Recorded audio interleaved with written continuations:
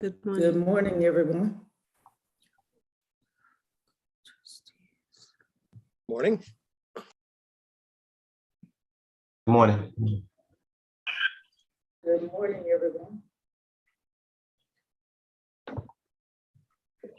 Morning. Okay, Morning. morning. Fellow trustees, it is exactly 8:30. And I would like to begin the meeting. And Trustee Martin, I would like to take just a moment as a privilege for the chair. And in that, I want to say that we lost a very special asset to Tennessee State University, and that was Mr. Steve Harris. I got to know him because we worked on the committee to, I got to work, select the athletic director, so I got to work very closely with him, and I know that he truly did love TSU. He was just recently elected as the new foundation board chair. I believe that Bishop Walker that is attending the services? Someone's attending the services on behalf of the Board of Trustees today. The service is today. So I just want to say, out of respect to Mr. Harris and to all the many contributions that he made to Tennessee State University, could we just take a moment of silence in his honor, please?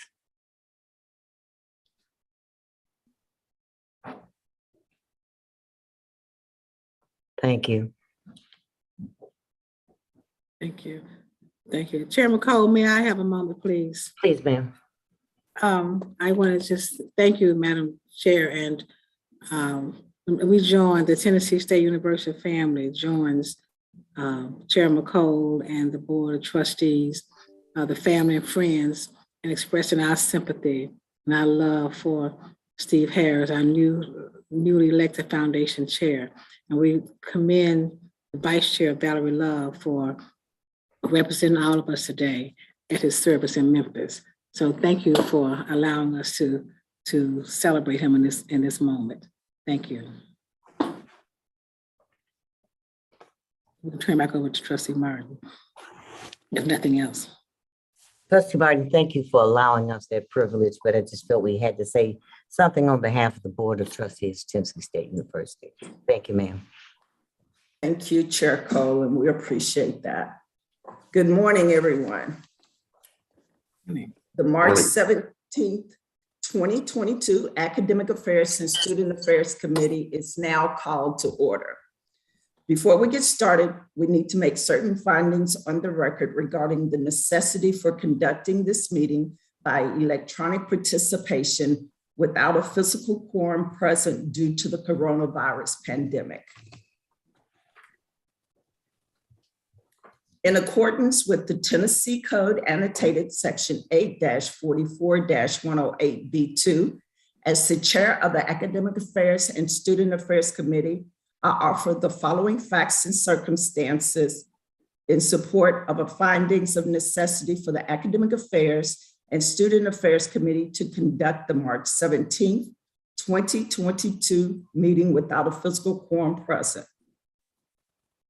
The Academic Affairs and Student Affairs Committee is scheduled to take up important committee matters that require timely action by the committee, including the approval of several academic program modifications, new academic program, and a key report on accreditation. Participation by electronic means is necessitated by ongoing health and safety issues pertaining to the COVID-19 pandemic. Electronic participation for the committee meeting is necessary to ensure the safety of the board members, staff, and guests while the institution implements additional measures to resume its in-person operations. Accordingly, I move that the Academic Affairs and Student Affairs Committee find that participation by a quorum of the Academic Affairs and Student Affairs Committee members by electronic means of communication is necessary. Is there a second? Second. The questions on the motion to find that participation by a quorum of the Academic Affairs and Student Affairs Committee members by electronic means of communication is necessary. Secretary Pendleton, please call the roll, sir. Trustee Martin, Yes. Trustee Andre Johnson, Yeah, aye. Trustee William Johnson. Present. You have 3 ayes. Thank you. The motion carries. We will proceed with the meeting with a quorum present. At this time, we need to call the roll. Secretary Pendleton, please call the roll. Trustee Martin, Here. Trustee Andre Johnson, Here. Trustee William Johnson, Here. Trustee Thomas. Here. We have a quorum, Chair. Thank you. Committee members, if you cannot hear or speak to the other committee members or board members, please state so now.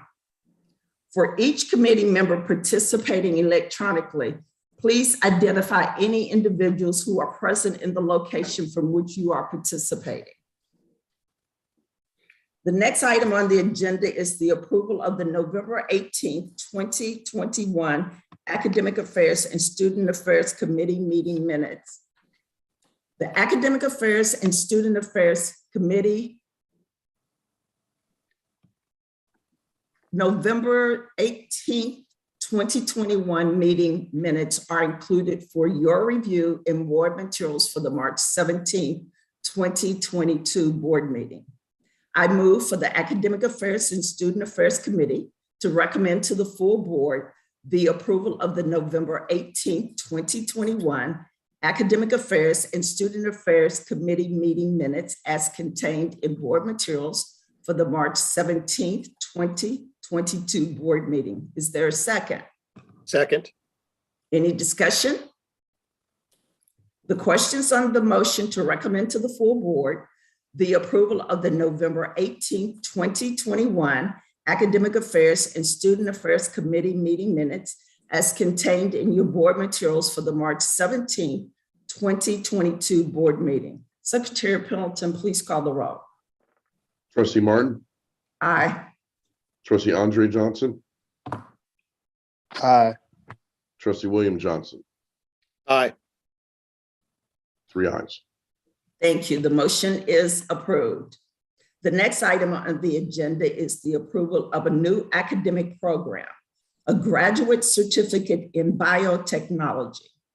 The material for this agenda item is included for your review in board materials for the March 17, 2022 board meeting. Dr. Glover, I'm asking you or a designate to provide information in connection with this agenda item, please. Thank you, Chairman Martin. I'm going to ask our provost, Dr. Harris, to handle this. Good morning. Present Thank this. you, President Glover. Good morning, Trustee Martin, Chairwoman Cole, and trustees. It's a pleasure for me to introduce to you our proposed certificate in our graduate certificate in biotechnology. Biotechnology has been around and it continues to be a very significant emerging field in which biological organisms are manipulated in the production and enhancement of a variety of outcomes. In agriculture, it has to do everything from enhancing milk production to different crops and resistance to diseases and so on. And it also represents something that we have been doing for a while now, and that is moving to certificates because there is a strong demand for it. So what we're offering today is a certificate in biochemistry that will also lead to the master's program. And what we learned is that if you also take a certificate, many of those students continue to complete the master program. So we believe it's a program that has high demand. There's 1,500 biotechnology companies in the United States, 100 of them in Tennessee. We believe we can contribute to add the gap in African Americans' role in biotechnology. It's going to be taught by current faculty. It's going to be the same courses as the master's, so there's nothing additional there. And we're looking to see great increase in enrollment and a very successful program. Thank you, Dr. Thank you, Dr. Harris and President Glover. I move for the Academic Affairs and Student Affairs Committee to recommend to the full board the approval of a new academic program, a graduate certificate in biotechnology as contained in board materials for the March 17, 2022 board meeting. Is there a second? Second. Any discussion? The questions on the motion to recommend to the full board the approval of a new academic program, a graduate certificate in biotechnology as contained in board materials for the March 17, 2022 board meeting. Secretary Pendleton, please call the roll. Trustee Martin, Aye. trustee Andre Johnson, Aye. trustee William Johnson, Aye. 3 ayes. Thank you. The motion is approved. The next item on the agenda is the approval of an academic program modification, a change to the Master's in Business Administration admission standards. The material for this agenda item are included for your review in board materials for the March 17, 2022 board meeting. Dr. Glover, will you or your designee provide information in connection with this agenda item, please? Thank you, Chair Martin. Dr. Harris. Thank you, President Glover, Trustee Martin, and members of the board. This again is part of a process that we have begun and are moving quite rapidly on, in which we are eliminating the GRE that we find as an obstacle for enrollment and many other universities across the nation. And what you have here in front of you is an ability to be admitted to the MBA of Tennessee State University, both online and ground delivery, while waiving the GMAT, which is the admission test for the program. And you have here 4 different criteria presented to you that if you meet at least one of them, you will be admitted without the GMAT into the program. For example, if you have a 3.0 GPA in your undergraduate, you will be admitted and will not need to take the GMAT. We believe that while we're doing this across the board and very active working with the faculty on that, again, that will increase enrollment, will take away what we believe is a biased exam, and will enhance students' enrollment and student success. Thank you, Dr. Harris and President Glover. So may I add something to that? Yes. Having been a business school dean for a number of years and knowing the industry at a high level, the GMAT score, the GMAT exam is not one that universities are still requiring. It's been gone for, it's leaving, and it's been gone for a number of years. It's just not one of the requirements that they hang their head on anymore. And so we decided we looked at our peers, we looked at other institutions, in-state, out-of-state, we looked to see what they were doing, and just others across the country to see just what schools were doing. So we're not in line with the norm by still requiring it.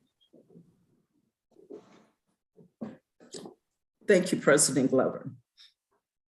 I move for the Academic Affairs and Student Affairs Committee to recommend to the full board the approval of an academic program modification, a change to the Master's in Business Administration admission standards as contained in your board materials for the March 17, 2022 board meeting. Is there a second? Second. Any discussion? The questions on the motion to recommend to the full board the approval of an academic program modification, a change to the Master's in Business Administration admission standards as contained in your board materials for the March 17th, 2022 board meeting. Secretary Pendleton, please call the roll. Trustee Martin, Aye. trustee Andre Johnson, Aye. trustee William Johnson. Aye. 3 ayes. Thank you. The motion is approved. The next item on the agenda is the approval of an academic program modification, a change to the PhD in Public Policy and Administration admission standards. The materials for this agenda item are included for your review in board materials for the March 17, 2022 board meeting. Dr. Glover, will you or your designee provide information in connection with this agenda item? Thank you, Chair Martin. Dr. Harris, please. Thank you, President Glover. Trustee Martin, we are proposing to the board that the PhD in Public Policy and Administration have an alternative route and not only depending on the GRE. So to summarize what is written here and to capture it, until now, you could be admitted to that program with a 3.7 from Tennessee State University, but not from any other university. Well, that is corrected. You can be admitted from any university in the United States with a GPA of 3.7, and you don't need to take the GRE, which is long overdue. The second thing is that if you have a 3.25 to a 3.7 GPA, what you can do is begin with a certificate that the program has. And if you consistently maintain a GPA of 3.7, you will move into the PhD, and what you did in the certificate will count towards completing the PhD. So these are the changes. Thank you, Dr. Harris. President Glover, you have anything you want to add? No, he covered it. Thank you. Thank you. I move for the Academic Affairs and Student Affairs Committee to recommend to the full board the approval of the academic program modification, a change to the PhD in Public Policy and Administration admission standards as contained in board materials for the March 17, 2022 board meeting. Is there a second? Second. Any discussion? The questions on the motion to recommend to the full board the approval of an academic program modification, a change to the PhD in Public Policy and Administration admission standards as contained in board materials for the March 17, 2022 board meeting. Secretary Pendleton, please call the roll. Trustee Martin, Aye. trustee Andre Johnson, Aye. trustee William Johnson. Aye. 3 ayes. Thank you. The motion is approved. The next item on the agenda is the approval of an academic program modification, a change to the Doctor of Education admission standards. The material for this agenda item are included for your review in board materials for the March 17th, 2022 board meeting. Dr. Glover, I'm asking you or your designee to provide information in regards to this agenda item, please. Thank you. Dr. Harris? Thank you, President Glover. Trustee Martin, this is the first of the 3 that we presented to the board today. This one is about the doctorate in the College of Education. And what are we proposing, again, consistent with what we said earlier and what is the national trend, is an ability to remove the admission exam, which is typically a GRE or a MAT. And if a student has a GPA of 3.25, they can be admitted. If they cannot admit, if they do not have a 3.25, they can appeal. And in front of you is the process of appealing, which begins by a letter from the applicant that goes through the system to get them admitted, even if they have a below a 3.25. So again, it's an effort to, as the president said, to be consistent with where everyone else is at this point and move forward and grow while maintaining quality. Thank you, Dr. Harris. President Glover.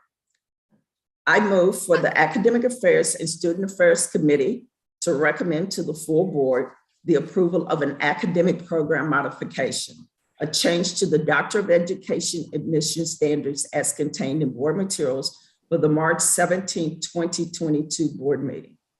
Is there a second? Second. Any discussion? The question on the motion to recommend to the full board the approval of an academic program modification, a change to the Doctor of Education admission standards as contained in your board materials for the March 17, 2022 board meeting. Secretary Pendleton, please call the roll. Trustee Martin, Aye. trustee Andre Johnson, Aye. trustee William Johnson, Aye. 3 ayes. Thank you. The motion is approved. The next item on the agenda is the approval of an academic program modification, a change to the Masters in Education admission standards. The material for this agenda item are included for your review in your board materials for the March 17, 2022 board meeting. Dr. Glover, will you or your designee provide information in connection with this agenda item? Thank you. Dr. Harris. Thank you, President Glover.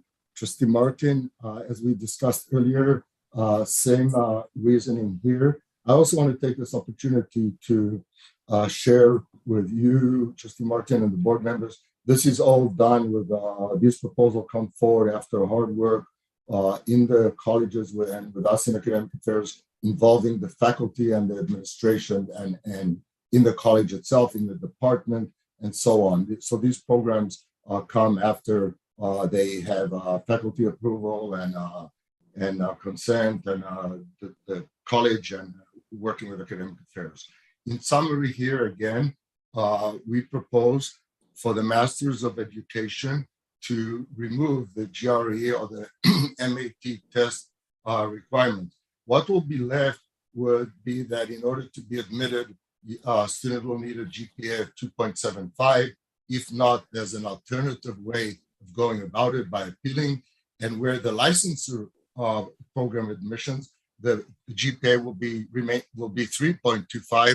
And again, there's an alternative route to be admitted if you don't have that in place. Thank you, Trustee Martin. Thank you, Dr. Harris. Thank you, Dr. Glover. I move for the Academic Affairs and Student Affairs Committee to recommend to the full board the approval of an academic program modification, a change to the Masters in Education admission standards as contained in board materials for the March 17, 2022 board meeting. Is there a second?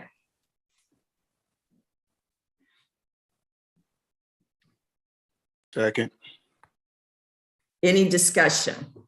The questions on the motion to recommend to the full board the approval of the academic program modification, a change to the Masters in Education admission standards as contained in board materials for the March 17, 2022 board meeting. Secretary Pendleton, please call the roll. Trustee Martin, Aye. trustee Andre Johnson, Aye. trustee William Johnson. Aye. 3 ayes. Thank you. The motion is approved. The next item on the agenda is the approval of an academic program modification, a change to the post-master's level educational specialist in instructional leadership admission standards. The material for this agenda item are included for your review in the board materials for the March 17, 2022 board meeting. Dr. Glover, will you or your designee provide information in regards to this agenda item, please? Dr. Harris. Thank you, President Glover. Trustee Martin, this is the third and last one that we address in the programs in the College of Education. I'm very happy to present you and that we got to this point. For those that aren't aware, EDS is a postmaster's degree. what we're offering is the same thing, to remove the GRE and or the MAT. To be admitted, you will need a GPA of 3.25, and the same thing for the licensure program admissions. If you don't have that, we offer an alternative way to be admitted to the program. Again, our hope is to be consistent with what is going out there, which will result in increased enrollment. And again, we always maintain academic excellence and student success and don't compromise that. Thank you, Dr. Harrison and President Glover. I move for the Academic Affairs and Student Affairs Committee to recommend to the full board the approval of an academic program modification, a change to the postmaster's level educational specialist in instructional leadership admission standards as contained in board materials for the March 17, 2022 board meeting. Is there a second?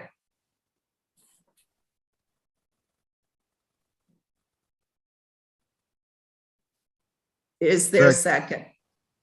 Any discussion? The questions on the motion to recommend to the full board the approval of an academic program modification, a change to the postmaster's level educational specialist in instructional leadership admission standards as contained in your board materials for the March 17, 2022 board meeting. Secretary Pendleton, please call the roll.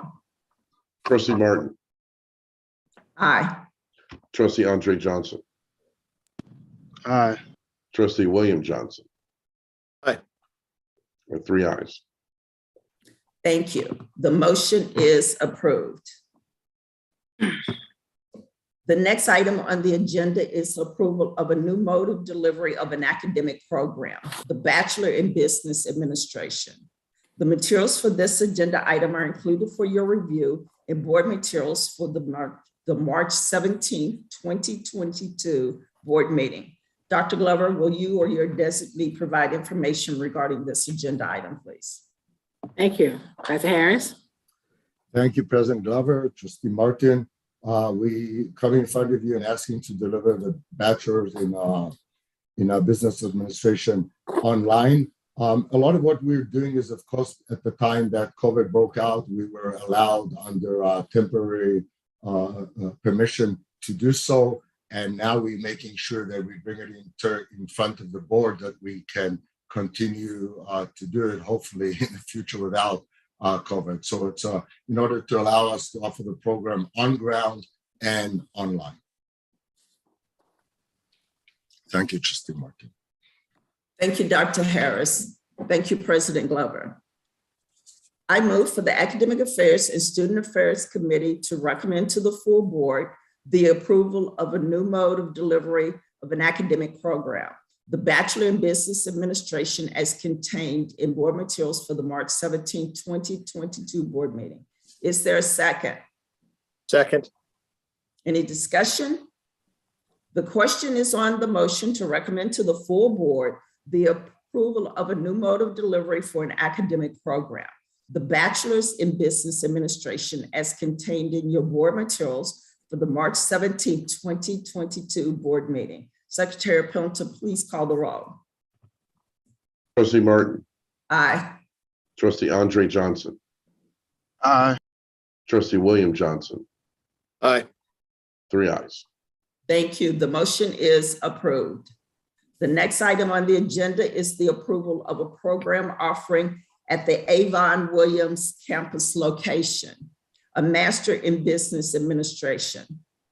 The materials for this agenda item are included for your review in the board materials for the March 17, 2022 board meeting.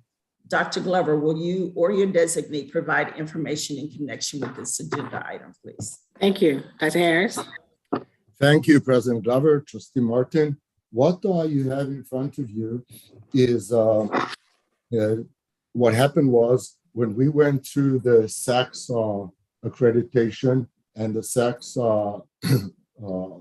visit, we found out through the visiting to the site committee for the reaffirmation that 30 or 40 years ago, someone should have had the Avon Williams campus designated as an instructional campus. The reason for that is because SACS regulations and federal regulations require that if it's not contiguous, even by 3 yards, then that requires the declaration of that area as an off-campus instructional site. That was revealed during the visit on campus. So on March 18, President Glover notified SACS COC in a letter to Dr. Willen that we are, in fact, that is the situation in Avon Williams, and we are offering their programs between 25, no more than 49%. At the time, of course, there was COVID, and that was the reality and the fact. We also committed to monitor very, very closely the programs that we offer there, and to make sure that as soon as we pass 49% or get to 49%, we will go back to SACS and ask for their permission. So we we monitored it very, very closely and worked on the president on that. And again, the site, the on-site committee was very satisfied with that.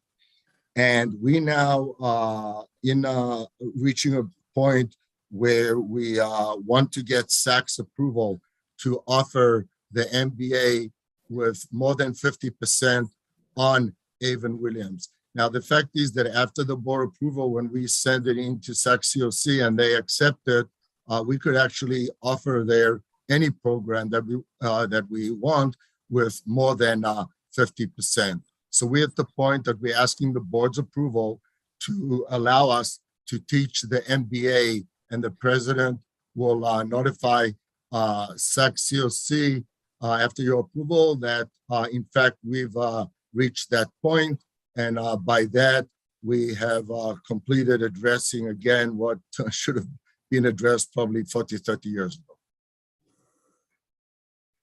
Thank you, Dr. Harris. I'd just like to say that I'm pleased with the expansion of this program. That's exciting. President Glover, you have anything you'd like to add? Well, thank you. The expansion of the programs are indeed exciting. I appreciate that. We have reviewed, we're taking a closer look at where we are. We are putting together various committees of our new academic programs. And so it's exciting to see where we're headed with the new programs and just re-engineering a lot that's going on at TSU. And the online program are especially exciting because students and their parents who are taking courses they've gotten used to online, and it's moving right ahead. So we appreciate it. Thank you for the comment. Thank you. I move for the Academic Affairs and Student Affairs Committee to recommend to the full board the approval of program offerings at the Avon Williams campus location, a master's in business administration as contained in your board materials for the March 17, 2022 board meeting. Is there a second? Second. Any discussion? I have a quick question, if I may. Yes. I'm assuming that the notification to SACS that Avon Williams is now an official instructional locale also includes the notification that the McMinnville Farm and the other sites that we have on our campus that are not contiguous have been included in that. Is that correct? Well, it has to be, you have to have a certain number of courses offered there. They already recognize it as part of our campus structure. But the rule applies specifically to having, there's a rule for 25% and there's a rule for up to 50%. So we're approaching a 50%, we're around the 50% range. That's why we're to get this one. So it is, yes, it is disclosed, but it doesn't qualify for this notification because it doesn't meet the percentage requirement that SACS requests. Okay, thank you. Exactly. Thank you. Thank you. The question is on the motion to recommend to the full board the approval of program offerings at the Avon Williams campus location, a master's in business administration as contained in your board materials for the March 17, 2022 board meeting. Secretary Pendleton, please call the roll. Trustee Martin, Aye. trustee Andre Johnson, Aye. trustee William Johnson, Aye. 3 ayes. Thank you. The motion is approved. The next item on the agenda is the report on the SACS 10-year accreditation review. Information pertaining to this agenda item is included in your March 17, 2022 board materials. I'm asking President Glover or her designee to provide information regarding this agenda item. This is informational discussion item only, so no vote will be required. Thank you, Chair Martin. At the last meeting, you did ask a question about Dr. Anderson. And so she is our coordinator for accreditation as part of her title. So if you would allow us, we're asking Dr. Anderson to report on this. Dr. Anderson, Dr. Charlize Anderson. Thank you, Madam President. Good morning, Trustee Martin, and to all for the opportunity to bring an update on the university's reaffirmation of accreditation. On December the 2nd, 2021, the SACS CLC Board of Trustees voted to reaffirm the accreditation of Tennessee State University for the maximum period, which is 10 years. So we are pleased that the next reaffirmation will occur in 2030. We have also been placed on SACS CLC calendar for our 5th year interim report in the spring of 2026. The SACS CLC action letter was received by the university's President Glover on January the 12th, 2022. It confirms our reaffirmation of accreditation for 10 years. They also requested a submission of a 1-year report referenced as a monitoring report to verify continuous compliance with standard 13.4. Standard 13.4 is a finance standard. We will be required to submit this monitoring report on September the 8th of 2022, and we must include the most 2 years of financial audits, along with our most recent financial aid audit. That will all be due to SACS CLC September 8th. At that point, after submission, we are not concerned with that submission. We will go before the SACS CLC Board of Trustees annual meeting in December, and the Board of Trustees will either find that standard as compliant or non-compliant. Thank you. Thank you, Dr. Anderson. President Glover, you have anything you'd like to add to that? No, she covered it. Thank you.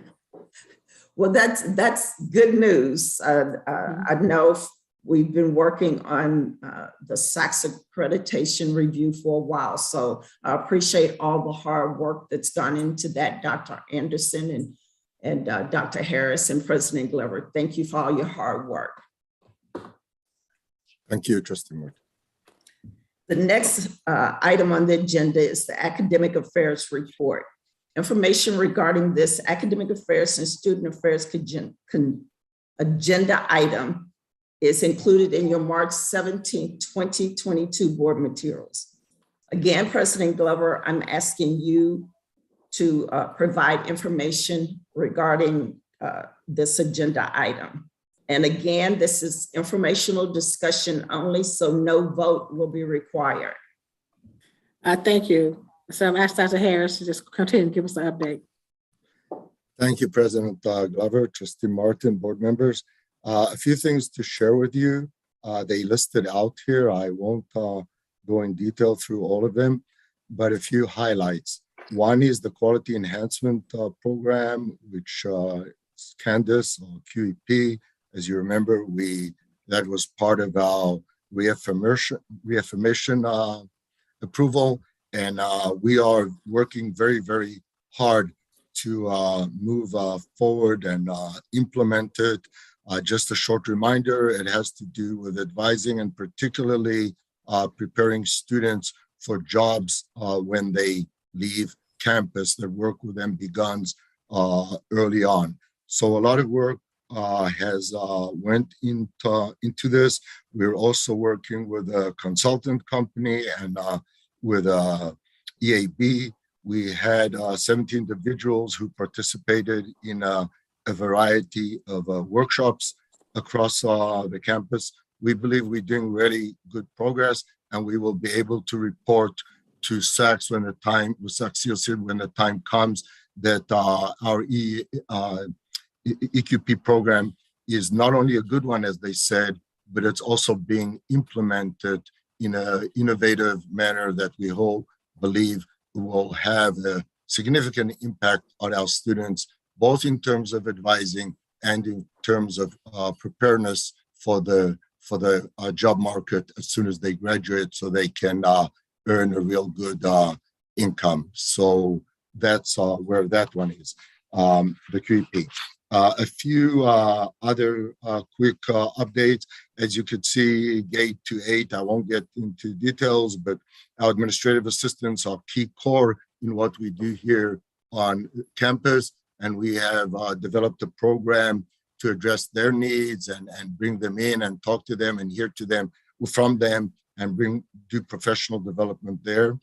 We began a series about Faculty Wellness Institute. We all know that this COVID has taken a toll on many, and we certainly have been sensitive all along about the students. We have now begun a program for the faculty that it's a 4-week meeting with an expert, which issues as how to deal with students, how to handle the stress, how to teach better, and so on is going on. We're very proud of that, and we've got great participation. The first session took place.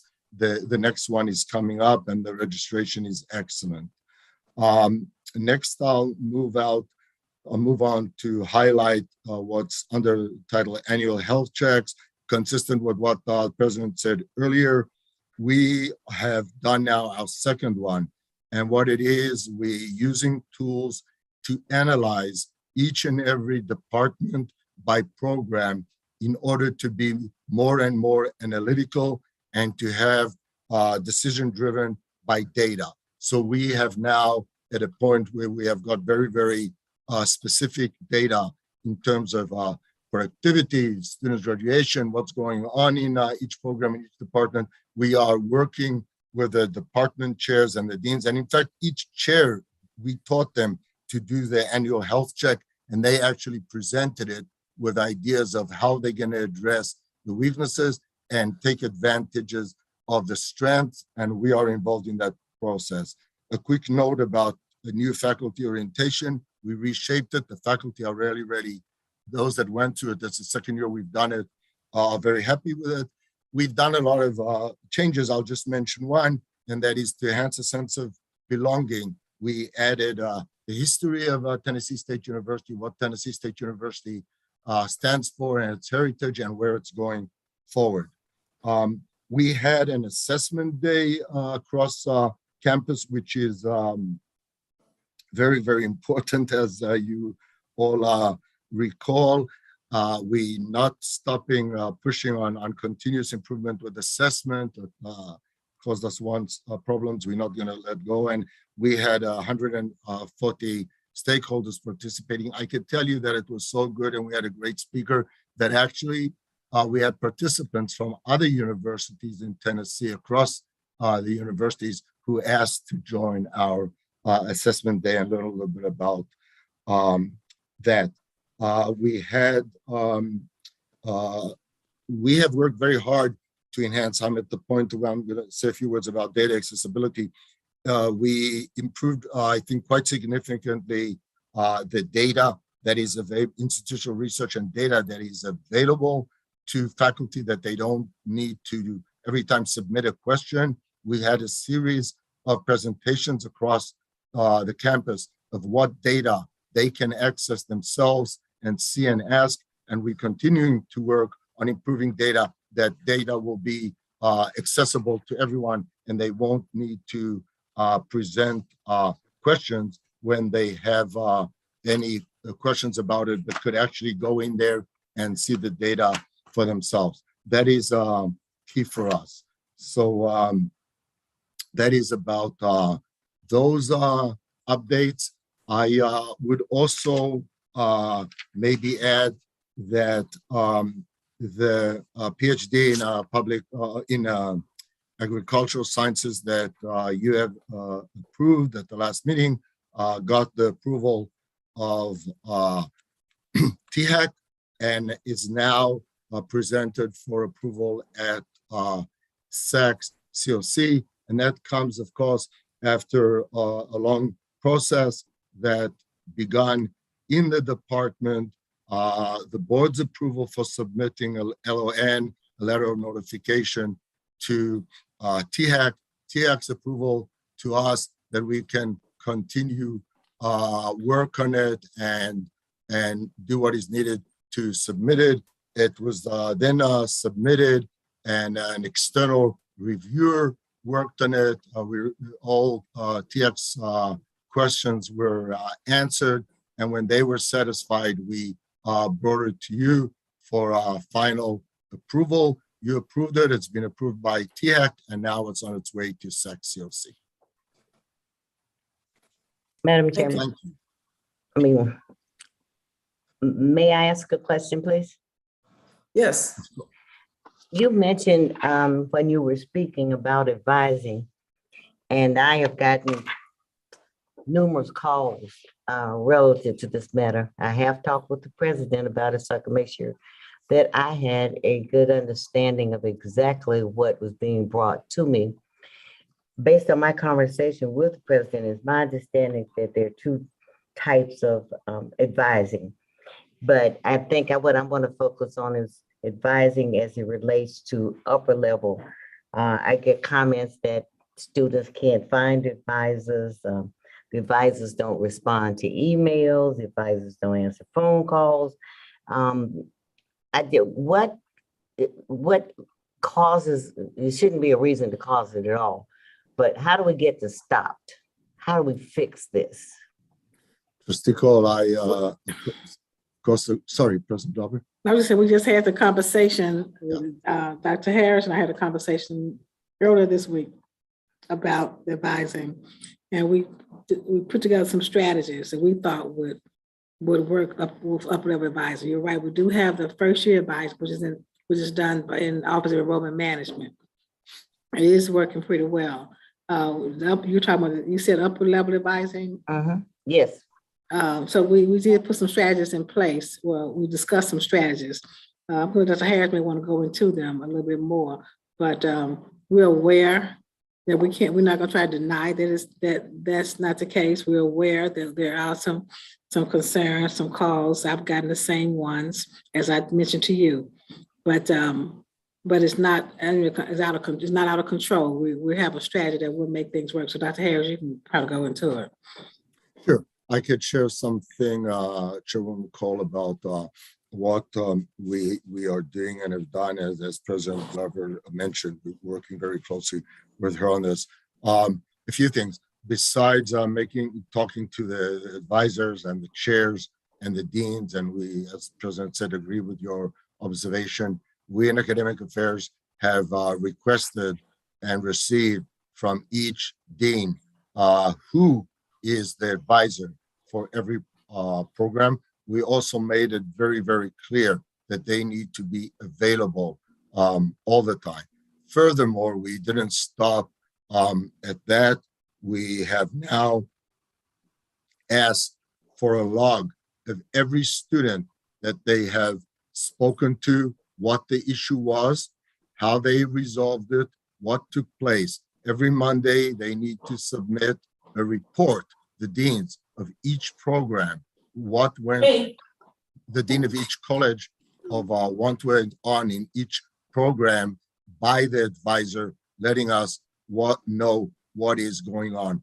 And like in every reality, we know there's some areas that are good. There's some areas that will have to take place because we are not going to accept this reality that students do not get immediate answers. So as the president said, we are very concerned about it, and we're addressing it. We're addressing it directly with them. We as I said, have gone now to the point where we have told them we want every week a log of who has been advised, what was the outcome, and if there wasn't a positive outcome, why and what needs to be done. I also may add that now there's a designated person in my office to address those issues, and we're not going to stop until this will be fixed really fast and immediately.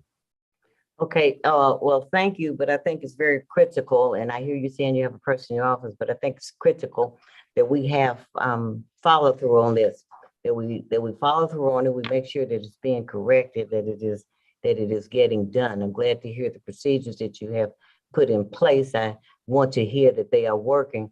I'm going to ask if you would please give us another update at the next meeting. I am very sensitive to students with valid complaints about things that they're not getting. I think, advising is valid because we don't want them to get to the end. They won't have what they need. Now, one other thing, tell me, and I don't know, so I'm asking the question, does Mr. Izzard handle the advising? How does that work? Well, Mr. Izzard handles the first year advising, those who have 30 hours or less. That's the first year advising part of it. The second, those who have more than 30 hours are advised by their individual units, the majors, the faculty advising. We do have the advising center that's in academic affairs, where there's some coordination of the various colleges and departments. But advising itself is rests in academic affairs, but it's not in the academic affairs office of the provost. It's in the office of the various faculty who have to meet with the students and advise them. So that's what we're getting. That's what we're talking about this morning. Making sure that the faculty and the chairs and the deans are on it. They're more involved in the advising process. What we're saying. Okay, so it's not in the office of Dr. Harris. It's in the individual offices, but does Dr. Harris have the authority to get this fixed? Yes, Dr. Harris, you can respond. The answer, Trustee Cole, is yes, and we're very involved in that. And yes, the answer is yes, and we are stepping in, as I said, taking very strong action. As President Glover said also, there are students that finished the first year and haven't reached the 30 hours. Those students are also advised in the center, as President Glover said, and we've also asked from them to give us a log of who contacted them, how it was resolved, and what went on there. So they are also asked to do so. So as the president said, if you're a freshman, first-time freshman, and you finish your first 30 hours within your first year, you move on. You should be moving on to your advisor in your area that you want to graduate from. If you finish your first year and you don't have 30 hours yet, you should be advised by the center. Yes. And as soon as 30 hours in the department, by the advisors. And we are putting full emphasis on the deans, the chairs, and the advisors, including the log.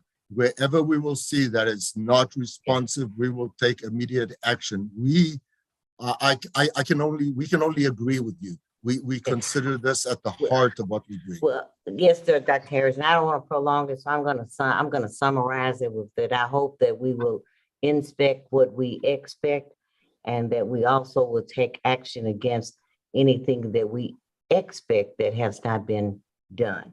But thank you so much for the information, sir. Thank you. Dr. Cole, we have to apologize that it has come to your level.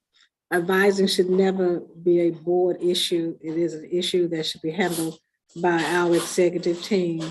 And that's why we're working on it. When the information, the calls, the communication got a little too numerous, that's when Dr. Harris and I had a meeting. And so we believe we have a process we're putting in place that will make it work. So we apologize. I had to get to your level. Well, let me just say, I don't give any comments to the students. I simply pick up the phone and call. Most of the time, it's going to be somebody to just get it fixed, get to whoever they need to, get it to whomever needs to be sent to, and get it fixed. But that's just my comment on that. I'm not going to prolong it. And Madam Chair, if I just might interject, just let me take a moment on that. Now, if I just might interject, and I did not see Trustee McKenzie when I first opened the meeting, so I apologize. But what I want to say to Trustee McKenzie is that we want to, on behalf of the Board of Trustees, give you our condolences for the passing of your mother, and let you know that we are here with you. And I remember hearing you talk to her on the telephone and how surprised she was. I remember several times. So we want you to know that we have been thinking about you, sir. Thank you so much. I'm through, Madam Chairman. I'm sorry, I'm finished. That's okay. Chair Martin, I had a question. Yes. I noticed in reading through our strategic plan that we updated the plan in August, and in looking at some of the goals and strategic objectives.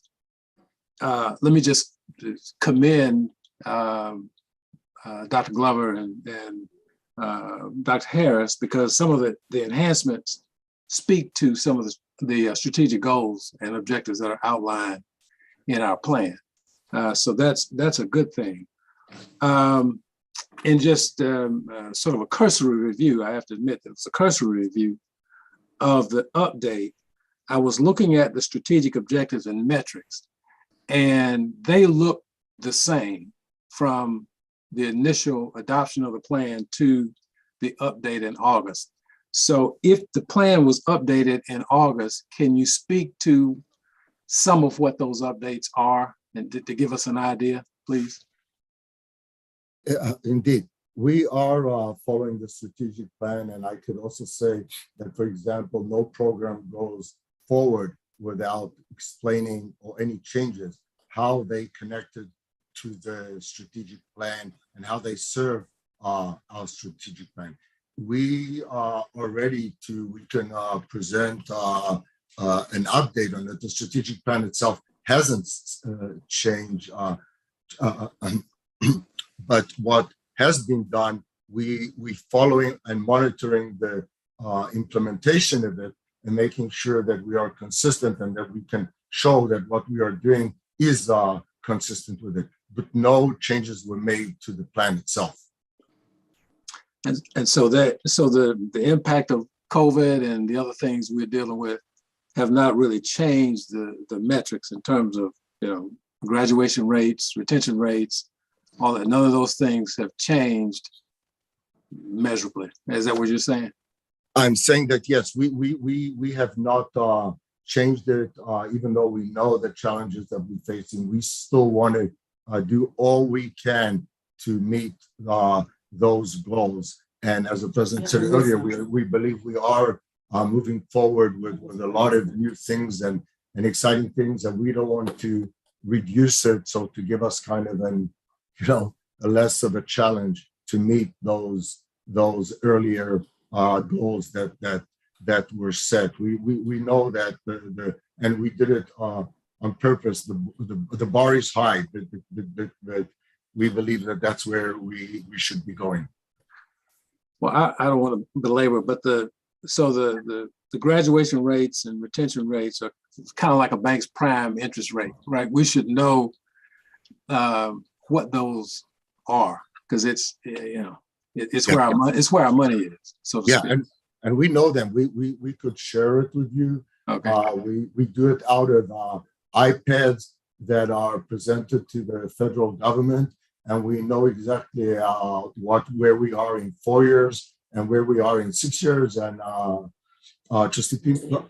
we could be very happy to present them and show them. We monitor this every time. We've also made sure that our iPads have been addressed and are very accurate. There was some issues with accuracy there. So no, we monitor and work on those iPads numbers consistently, and we would be more than happy to share it. Okay. One more thing. I want to go back. Sure. I had asked a question about the open chair in banking and finance. Is it still open? Is it still open? The chair? Yes, it's still open. We mentioned that at our faculty Institute. we returned to Faculty Staff Institute at the beginning of the semester, that we had that chair that was still open. So we're looking at now trying to find, I'm going to meet with the dean about that to get that chair filled, even on an interim basis.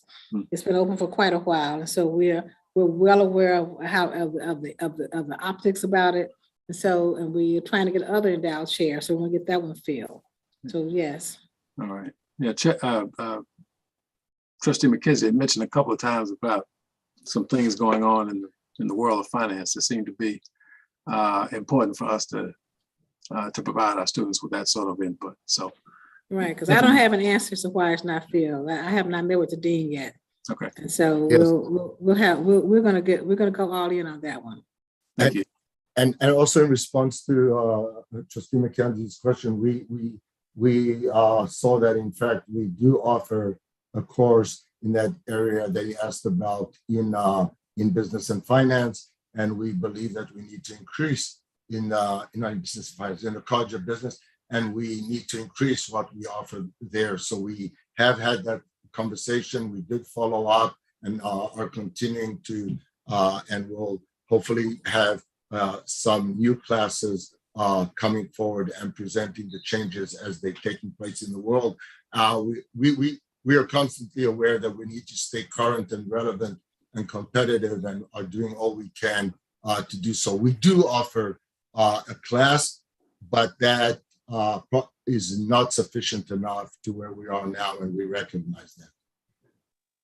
Glad to hear Thank that. you. This is particularly relevant now. There's been a complete shift given the geopolitical issues that are occurring in Ukraine with regards to Russia and Europe, and inflation, which is not transitory, it is permanent. And so it is so critical right now for our students to understand so they can position themselves with the new paradigm that we're facing today. We agree. We agree with you about Trustee McKenzie. So we're getting on that one. Thank you. We are working on it. Thank you. And we appreciate those comments and questions. And if in our next committee meeting, if you can come back and give us some answers and follow up to some of the things that Trustee Pinnock and our chair and Trustee McKenzie are mentioning, we would appreciate it.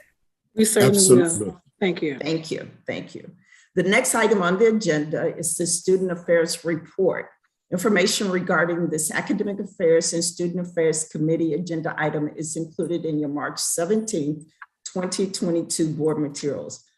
President Glover, again, I'm asking you or your designee to provide information related to this agenda item. This is informational discussion item only, and no vote will be required. Thank you. I'm going to ask Dean Stevenson, Associate Vice President, Dean of Students, to give an exciting report. Thank you, Madam President and Chair Martin. I want to begin by just reviewing kind of where we are as it relates to the pandemic. At one point, I thought we were in the fourth quarter of this pandemic. Now I think we're in double overtime, but it is much better. And I'm very proud of our staff in terms of how we've managed the student care with the balance of a healthy student life during the pandemic.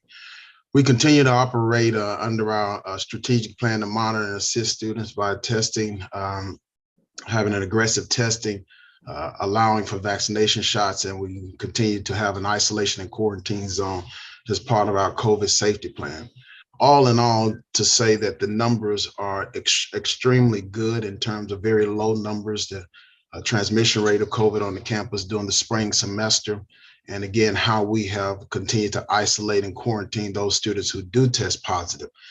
We're starting to get back to kind of our pre-pandemic experiences in campus life. And that's exciting. It really is exciting to see students moving and starting to gather after almost 2 years of having things done very differently. So I want to share with the board and this committee how proud I am of our frontline workers, again, who managed very well our health, our mental health, all of those, our police department, all of those areas that have done a fantastic job. In student affairs, we have 14 units in our division, and we're constantly evaluating those units. And I have charged all of our directors to really evaluate based on national best practices associated with CAS standards of how we perform and how we deliver our services. So we're in the process of really digging deep, doing a deep dive into that evaluation, again, based on those CAS standards. But we have 14 units, and today I'm going to focus a little bit more on one of those units, the Aristocrat of Bands, who have some really exciting news. But before I do that, just a couple of things that I want to share with you, and that is that we have a new residential hall that's in the process of being completed. We expect to move students in this fall, a 700-bed unit, and it is driving a lot of excitement among our students. This time last year, when we opened up first student housing applications, we had 195 students that applied for housing this same time last year. Right now, we have 1,372 who have applied for housing for first-time freshmen. And so that's a big jump. A lot of that has to do with Mr. Izzard area and how they've created new standards to make things move faster and get students into the process quicker. But we realized that a new residence hall is what's really driving this. Students are excited about just the opportunity. I mean, we got almost 1,400 that have already applied for, and so it's only 700 spaces. So again, everybody wants to be in the new space. And really what that says to us is that we cannot wait 25 years to build another building, right? We've got 5 residence halls that was built in the 60s, and only 2 were built in the 90s and 1 in 2002. So, the city of Nashville has shifted, and maybe those individuals who were in leadership 25, 30 years ago at the institution could not see that there would be such a growing demand for housing for our students, but our students can't afford to live in the city. And so we have something that's very unique, very different, in that we have 65% of our undergraduate students who live in our housing. That's different from any university in this state. And that's because we're having to meet those demands, and we want to do it with a spirit of excellence, and that's going to require some new buildings. The president has appointed a committee on student housing, and we're going to evaluate how we move the needle on providing quality housing space for our students very, very quickly, hopefully in the next 7 years. Didn't mean to spend as much time on that, but the thrust of the conversation is that we're excited about this new space, and we know what it means for recruitment and retention and excitement of the students' experience. We did have a career fair. But before you go from there, Dean, I want the board to know that how much we appreciate first Dr. Harold Love, who has been working so hard for several months with the government's budget. It's going to come up later in today. But also Trustee Andrew Johnson, thank you so much. Trustee Van Peenock, thank you so much. And the others of you, I know Trustee Martin, Trustee Cole, you all did some work too, and Dr. Lewis. I thank you all for the work you did to get us to where we are. We're going to talk about it in more detail. But in the governor's budget that's being proposed, there's some levels of funding. So we're looking for a way, we believe there's a way to get another new residence hall, not this year, not next year, but we see a way for planning to come through there. So we're very appreciative of everything that has happened and how you all stayed on it. I definitely talked a lot with Trustee Johnson and Trustee Peenock. So we really appreciate what you did to help us get some funding in the budget. Proposed budget. Of course, it has to go through the process, but that's going to be the next. He mentioned, Dave Stevenson mentioned we need another residence hall if things keep the way they're going. And so we do see a way to get in the plan. We see a way to get that done based on the hard work that everybody's done. So, thank you, Dave Stevenson. Yes, thank you, Madam President, for lifting that up. The excitement of making sure that our students leave here with jobs is still top priority for us. And we had a spring career fair. We had over 140 companies and organizations represented. We realized that some students were able to get on-the-spot jobs and internships. So that's really exciting. And we're going to continue to work really hard to connect our students and make sure they are prepared. We do a series of things to do that, to make sure they're prepared for the job market with even with some of the soft skills that are necessary. So we're excited about that.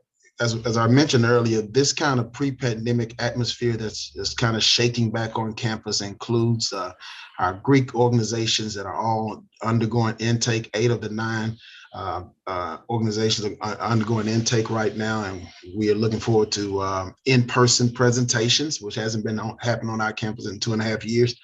Election of our student SGA officers is taking place. Leadership TSU. We took that group to Houston this past week over spring break so that they can interact with organizations and businesses, including going to Waste Management, a $16 billion company, meeting with their CEO and all of their top staff. So we're excited again about just that excitement. Finally, the Tennessee State University Aristocratic Bands is a new unit in the area of student affairs. And I tell you what, we could not be prouder of the success that they have had under the leadership of Professor Reginald McDonald. AOB has represented Tennessee State University at several high profile performances, kicking off the year with the distinct honor of being the only HBCU band to perform in the 133rd Rose Bowl parade. And also they performed at both NBA and NFL games for the Los Angeles Lakers, for the Memphis Grizzlies, and for the Tennessee Titans. And so just super proud of the work that they're doing.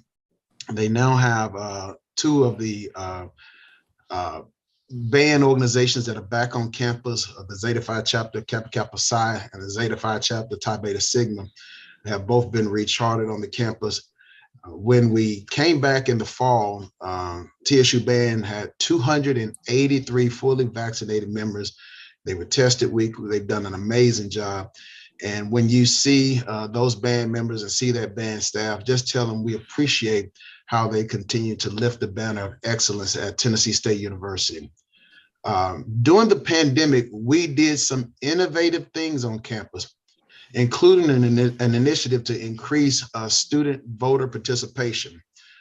This was led by our very own student trustee, who really leaned in to move the needle on our students participating in the voter process.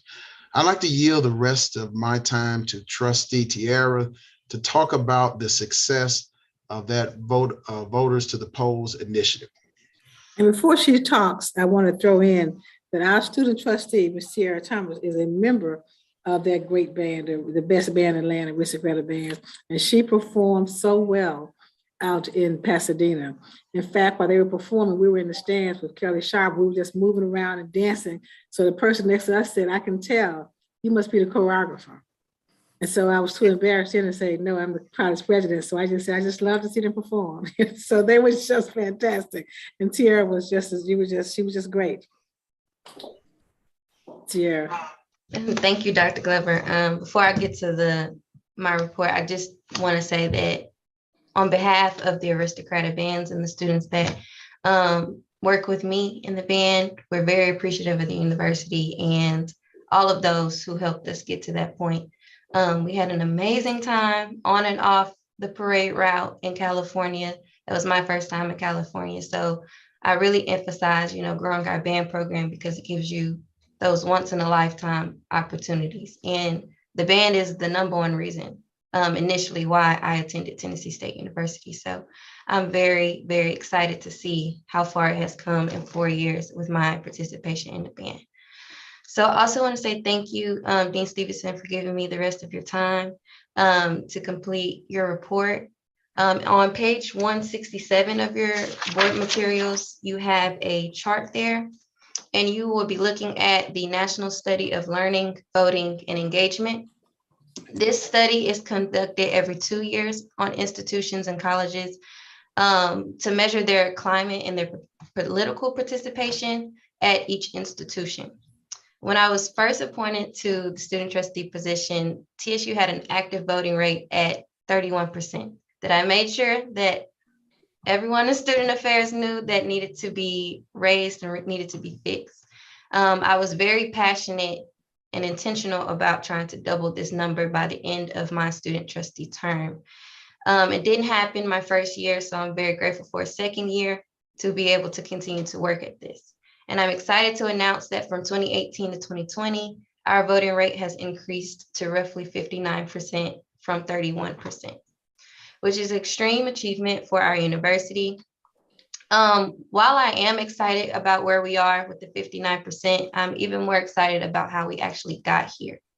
In the summer of 2020, I was invited to help lead the Power to the Polls campaign, led by the Division of Student Affairs. The absolute glue to this committee was the Men's Initiative in Student Affairs, led by Dr. Andre Bean, which is now our Director of Student Activities. Other student leaders, the SGA, the 80th administration of SGA, TSU faculty, and the endless support of our president, Dr. Glover, and our Dean of Students, Dean Stevenson. Power to the Polls was very effective and impactful for our students. We were able to offer the following opportunities for voting registration, education, and getting out the vote on election day.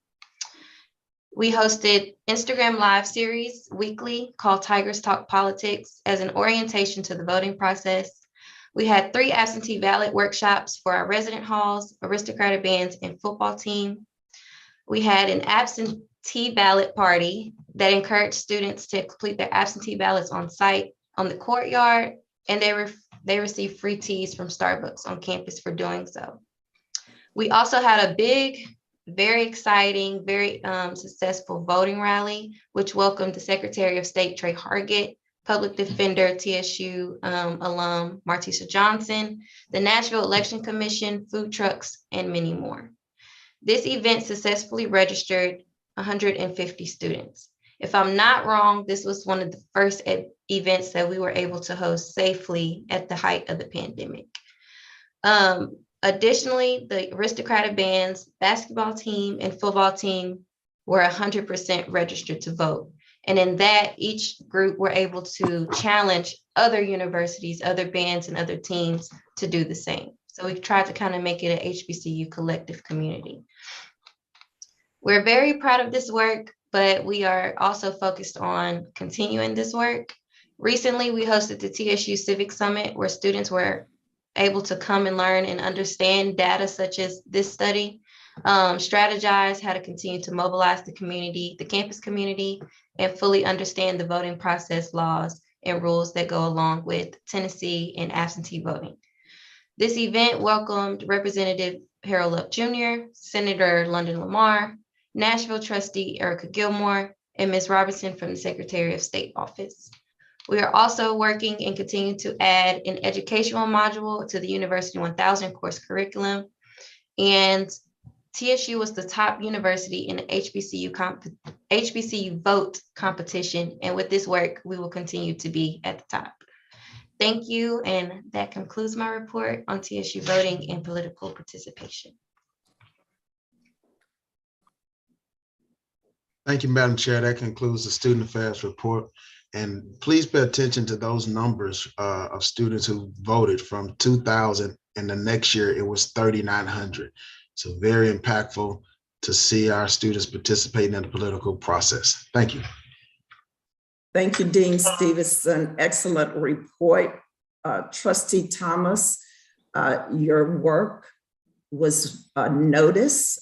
Secretary of State's office, I actually spoke with them and they made comments in regards to how organized the event was and how well attended.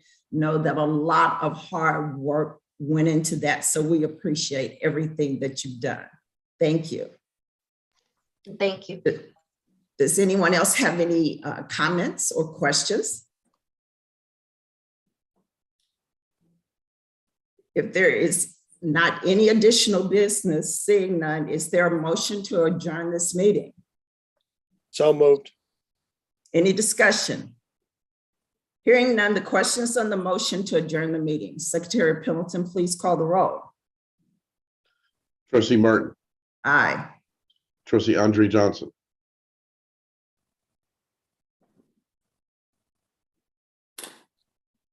we'll just go to trustee William Johnson. Aye. We have 2 ayes.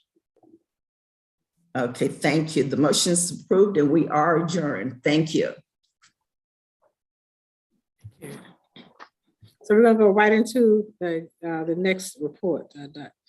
We won't take a break until after it's over, then we can get a quick break. The next committee on the agenda is the audit committee. Oh, is it audit? Actually, it's I think the the executive committee. Oh, executive. executive, okay. I got that somewhere too. Hold on. All right, no problem. I can come up with it. Okay. I'm glad it's not audit because I need that. I'm sure I need that time. Okay, on the executive committee. Well, you know, that's my favorite subject. Good morning. The March 17, 2022 Executive Committee is now called to order. Before we get started, we need to make certain findings on the record regarding the necessity for conducting this meeting by electronic participation without a physical quorum present due to coronavirus pandemic. A finding of the necessity for conducting the audit committee meeting without the physical presence of a quorum.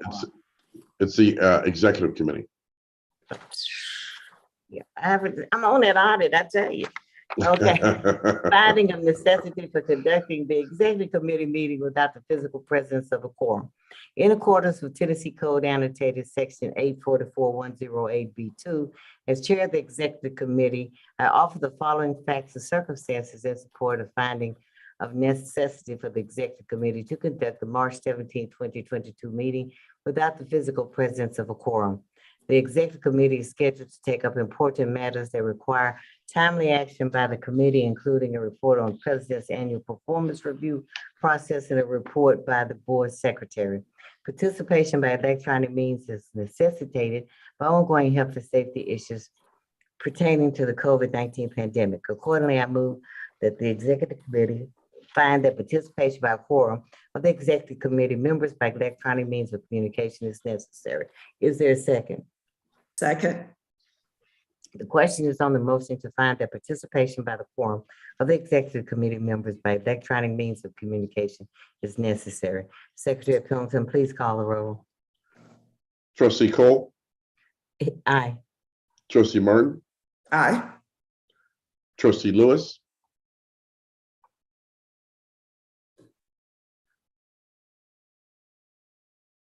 I'm gonna have to ask Dr. Melton if you would please make sure that trustee Lewis, he was having a challenge. He was on early. He was having a challenge when he switched over. Will you look into that and make sure that he's on? I'm on. We see it. I'm sorry. I didn't have my mic on, excuse me.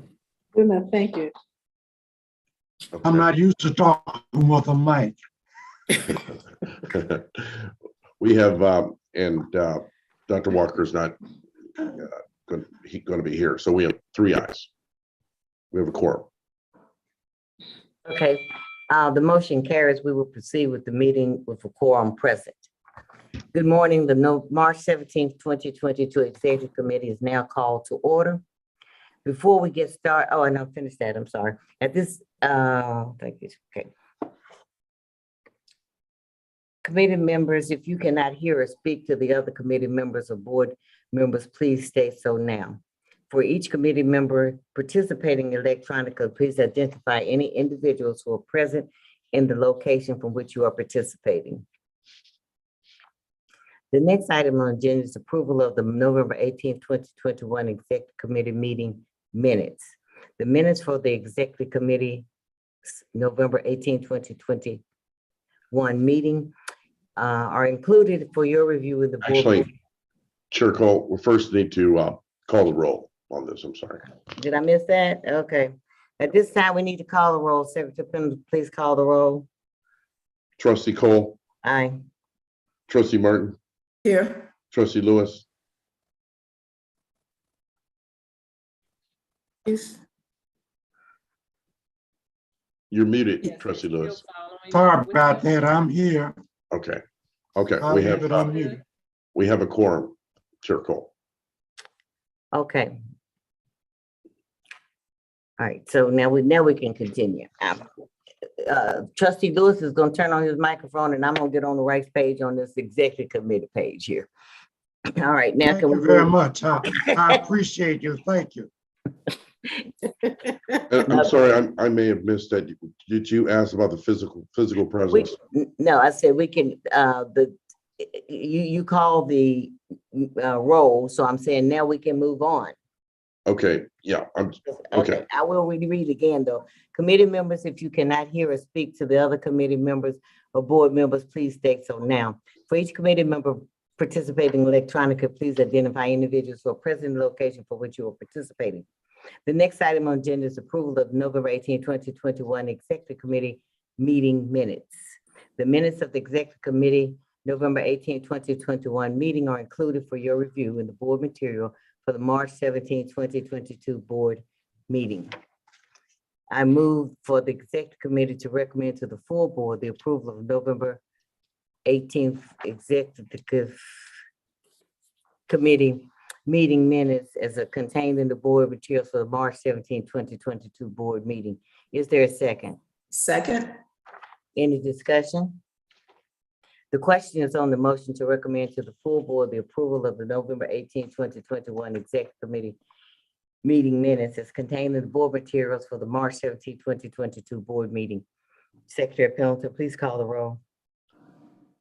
Trustee Cole, Aye. Trustee Martin, Aye. Trustee Lewis. Aye. 3 ayes. The motion is approved. The next item on the agenda is a report on the President's annual performance review process. This is an informational discussion item, so no vote is required. I will provide the report. I think I misspoke earlier. I don't think, I know Bishop Walker had a personal family matter that he had to attend to and was out of the city, could not attend the meeting. So I did not mean that he's not the one that attended the funeral on behalf of the Board of Trustees. So I want to get that cleared. But I did talk with him. The president's evaluation has been completed. He has presented it to the president. They have discussed it. The items that you mentioned in your listing of the information sent to him was presented to Dr. Glover. And my understanding from Bishop Walker, he discussed that in detail with her, and they came up with a way of approaching that. The goals for this year were set.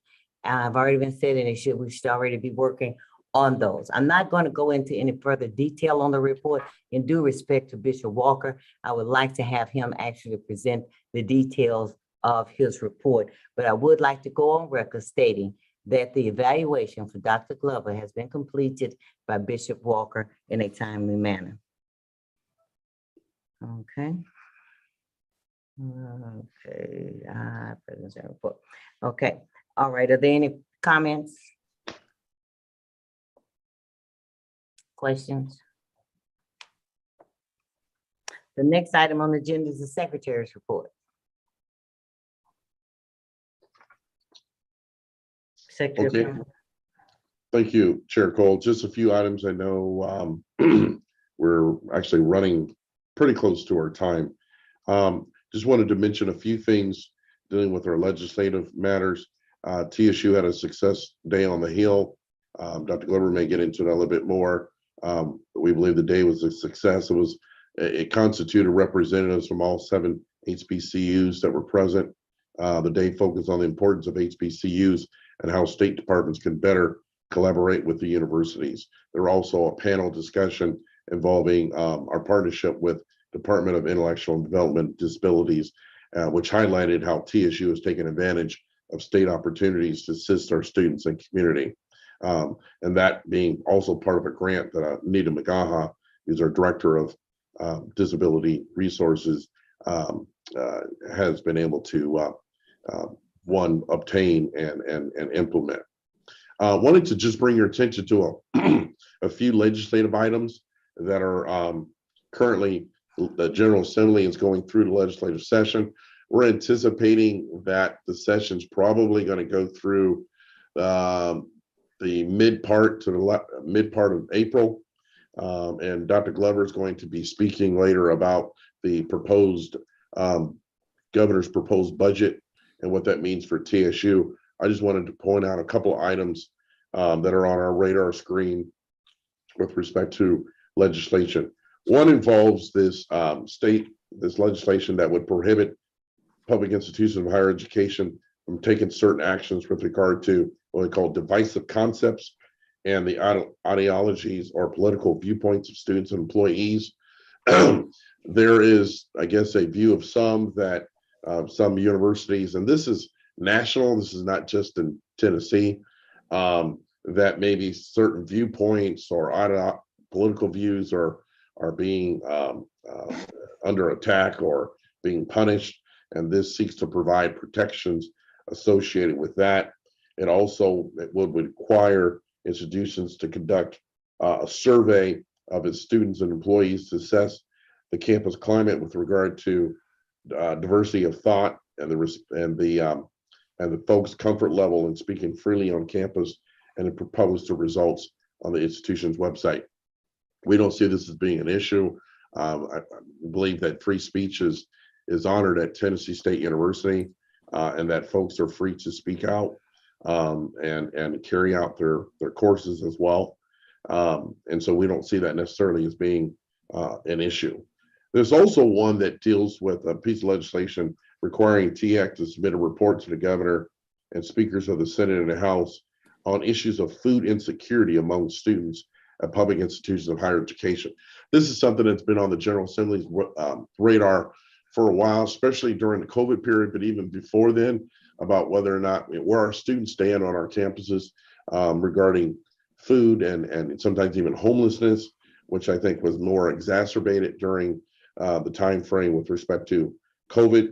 We can say that Dr. Glover, under her leadership, that TSU has been a leader with respect to providing these opportunities for students. There's the TSU Tiger Pantry that we partner with community members and providing food pantry for students.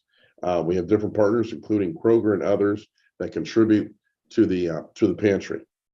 And then a last item, and again, Dr. Glover will be going into about the governor's proposed budget, but there's also a report that kind of relates to that will require TSU to submit to the governor and members of the Joint Land Grant Institution Committee about detailing the progress of improvements to TSU's facilities and infrastructure and how the improvements address the needs identified in THAC's evaluation on facilities and infrastructure that has occurred in connection with the budget proposal that Dr. Glover will be addressing.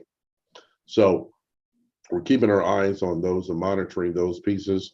Also wanted to point out that for the newer members, we have our student trustee, who is Trustee Thomas, who's done a phenomenal job. Trustees operate on a one-year term, and so that term will be ending at the conclusion of this fiscal year, really in June, with the June meeting being Trustee Thomas's last meeting, and also with her pending graduation. So we commenced the process of identifying someone where under the Focus Act, the governing board appoints the student trustee. And what we've done over the years is we've gotten input from the SGA, and then through some of us working with them, identifying some potential candidates, submitting those to Dr. Glover, and then her determining a recommendation that she makes to the board. So that process has commenced and will culminate ultimately in a recommendation coming at the June board meeting of the next student trustee. That concludes my report, Chair Cole. Okay, thank you, Secretary Pendleton.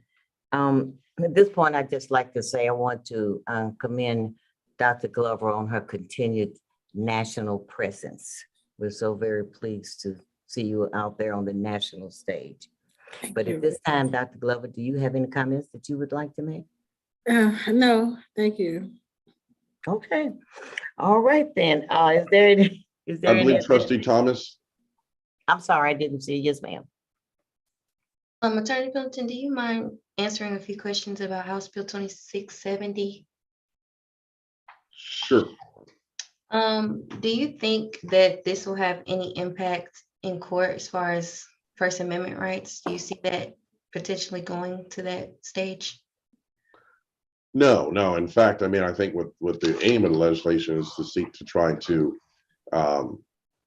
encourage people's free speech and make sure that it's not being penalized in any way. And again, at TSU, I think that has been something that we've always had a full commitment to the First Amendment. Recall some incidents that have occurred in the state, and Tennessee State University's position has been to honor and ensure that everyone's First Amendment rights are being respected. So I don't see that as being a potential issue. And in surveying the other institutions, I think they feel the same way. Okay, and I know there was a general discontent among students, particularly with like section 4, where it says where it prohibits requiring students and employees to endorse a specific ideology or political viewpoint and penalizing them for that. How does that look in the classroom? So if I'm in a political science class and we're having a conversation on what would be a divisive concept, and the teacher requires political participation for a grade, and you don't want to participate, you don't want to write a paper on that concept or something of that matter, is that included in that? Like they can't be penalized for not wanting to write the paper on that particular divisive concept? Yeah, I think the aim of the legislation, though, is not to carry out with respect to assignments. It is to make sure that that particular views are not penalized in any way just for expressing those views. For example, if you were to write a paper expressing that view and then you were to get an F because the faculty member says, well, I don't appreciate that particular message, that would be an issue.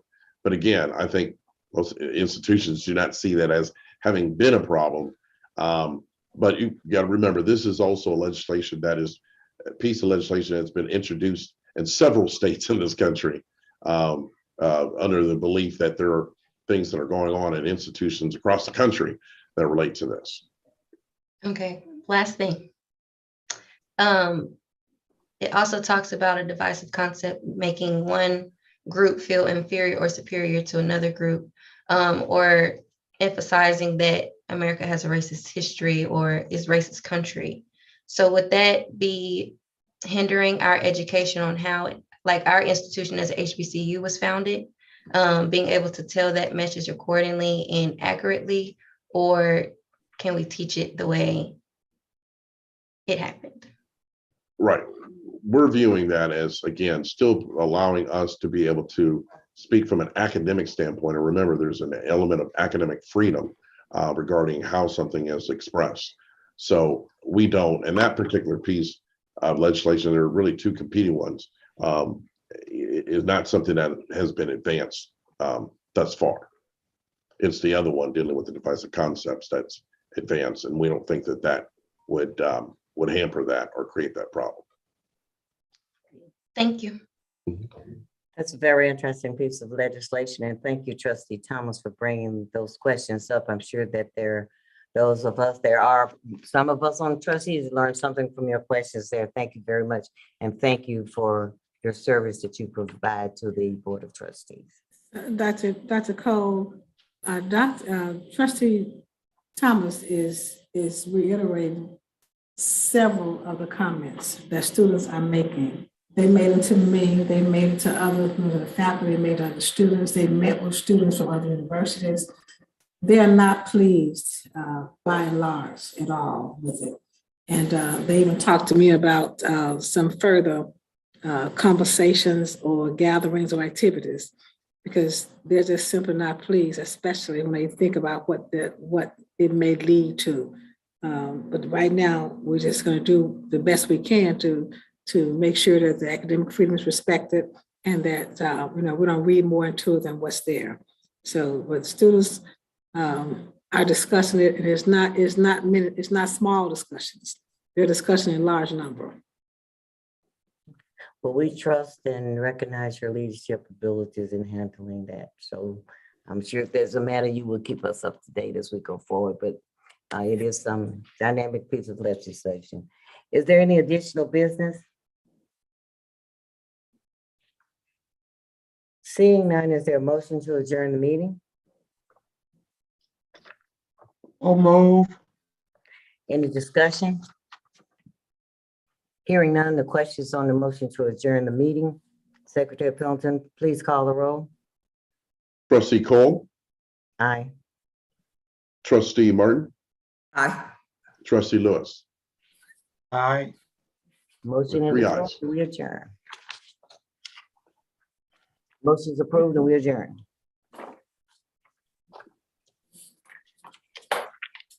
The president said we would Sir, take a 2-minute break. I was just kidding. I was just President kidding. Glover. Well, I was I'm just not. kidding. Well, I'm not. 2 minutes.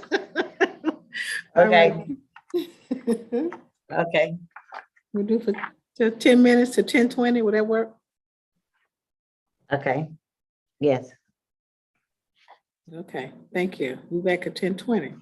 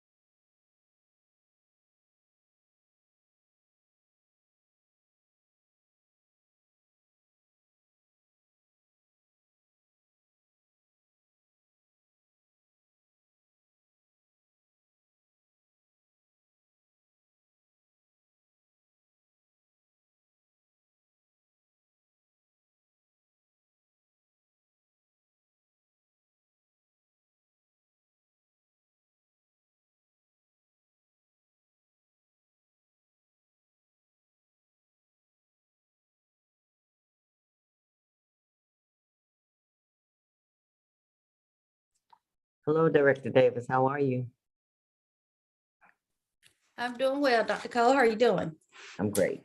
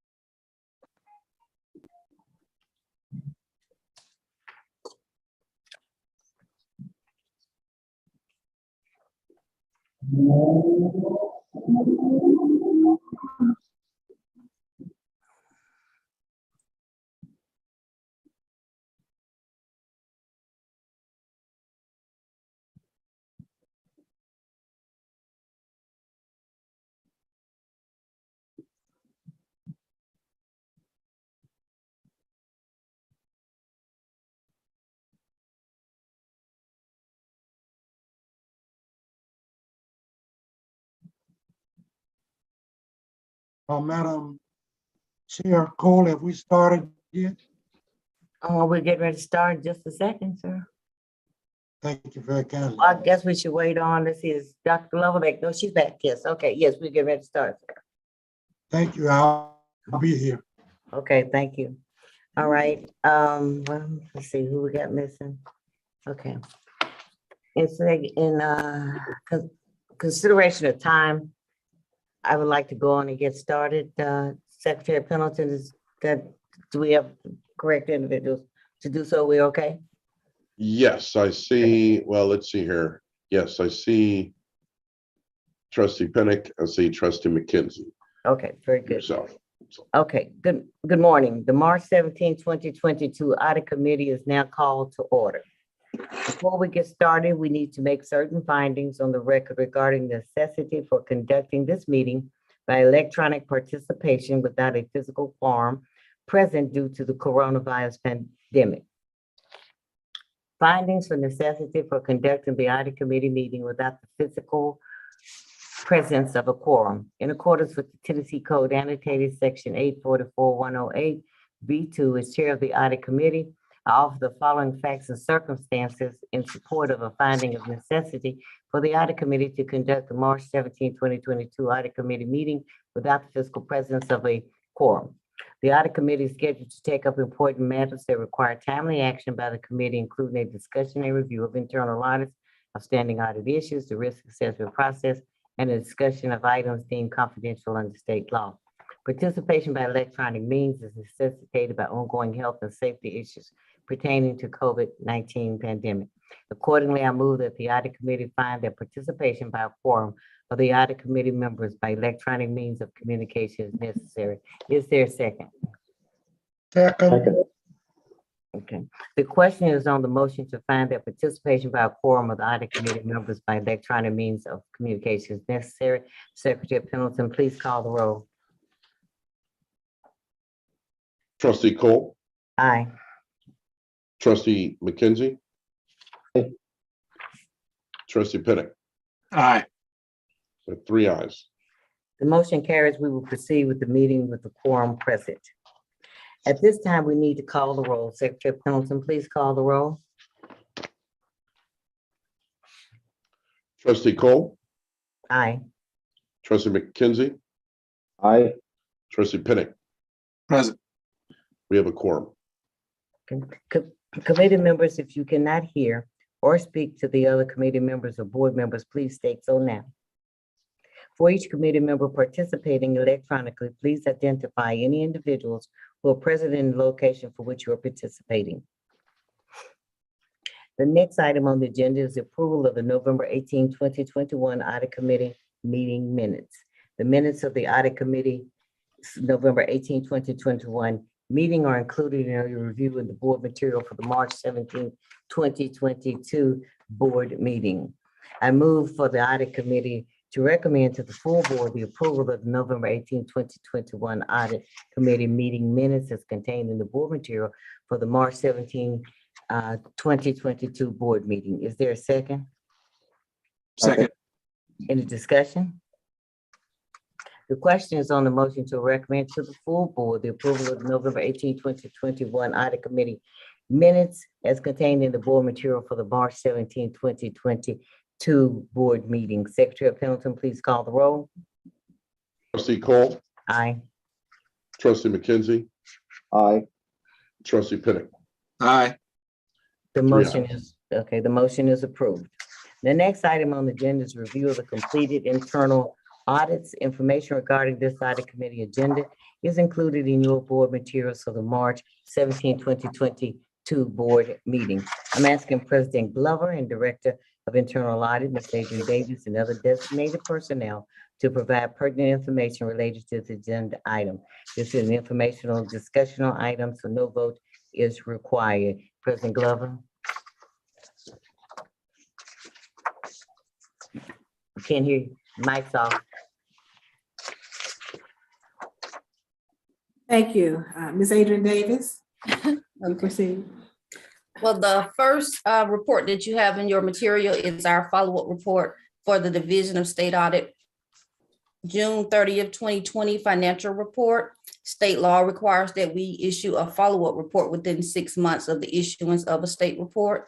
This report was issued in September of 2021. There were 7 findings included in the report. One of the findings is confidential, so it is not subject to public discussion. For the 6 remaining findings, there was one overall finding that charged the university with correcting findings 2 through 7. And by correcting these areas, it was noted that we would ensure the efficient and effective operations of the university, that our financial information was accurately reported, and that we were in compliance with federal regulations as the findings pertain to these areas. There were 3 remaining repeat findings and 2 findings in the area of financial aid. For the repeat finding, one of the findings noted that we needed to improve procedures for preparing and reviewing our financial statements.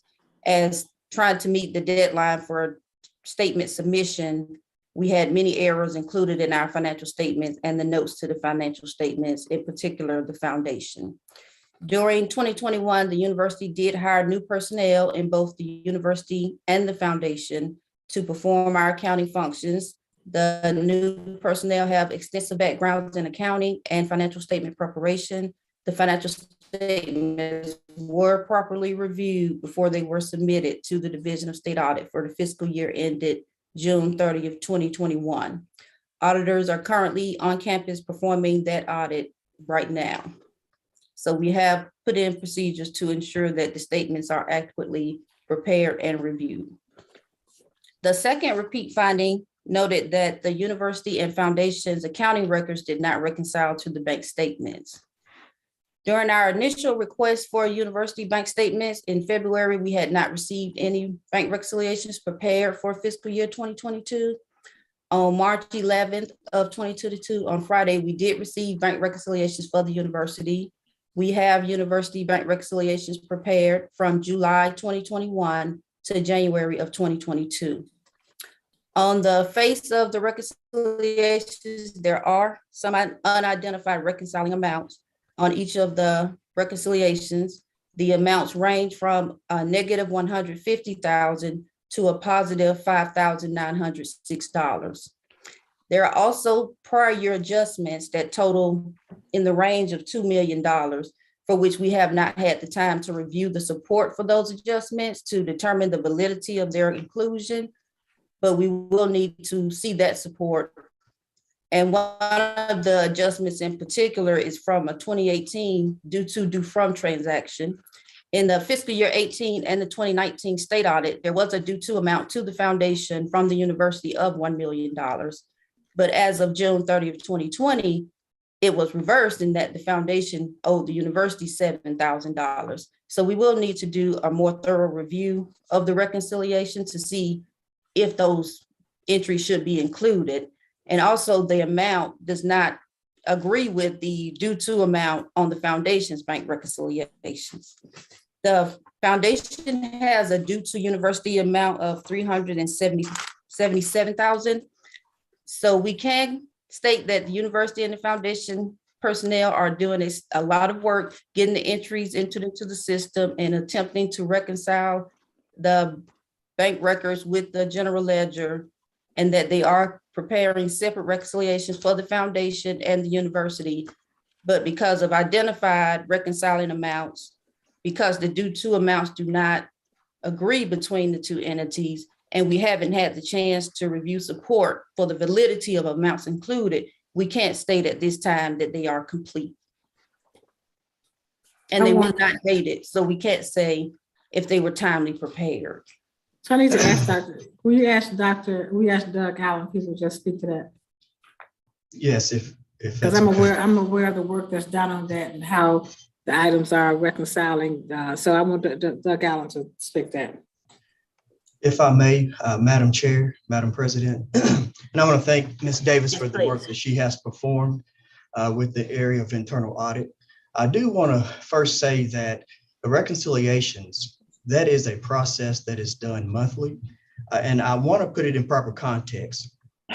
Over the past 5 years, 5 years, there were no timely reconciliations performed on behalf of business and finance. That's 5 years. Within the last 10 months, I've had to, with the help of my team, first I had to assess the process, Once we assessed the process, we had to understand the staffing and training and the competency level for each of those areas. The bank reconciliations, and I'm pleased to say that they are done timely, they're done monthly. For example, we're into March 17th and we have completed the February reconciliation.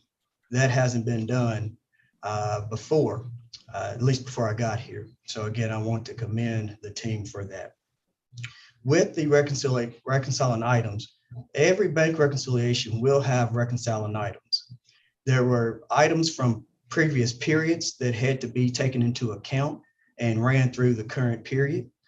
So we've addressed those items where there are a few that we're looking into, but I do want to be clear that we are reconciling the bank records on a monthly basis, both for the university and for the foundation.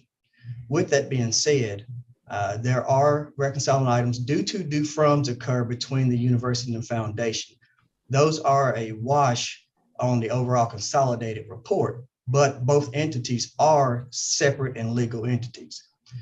So I just want to make that clear. But yes, we have moved mountains over the last 10 months to get the university in better shape from a reconciliation standpoint. One of the key points in the prior board meeting was that we were not reconciling book balance to bank balance. That was the major concern there. And that was a concern. We were actually looking at getting all the current monthly activity into the system. Now we're able to, I actually looked in and purchased some additional software that helps us as an artificial intelligence software to match transactions. Please keep in mind, we have thousands upon thousands of transactions that hit our bank account and the general ledger every month. So again, I'm pleased to say we've made great strides in where we are.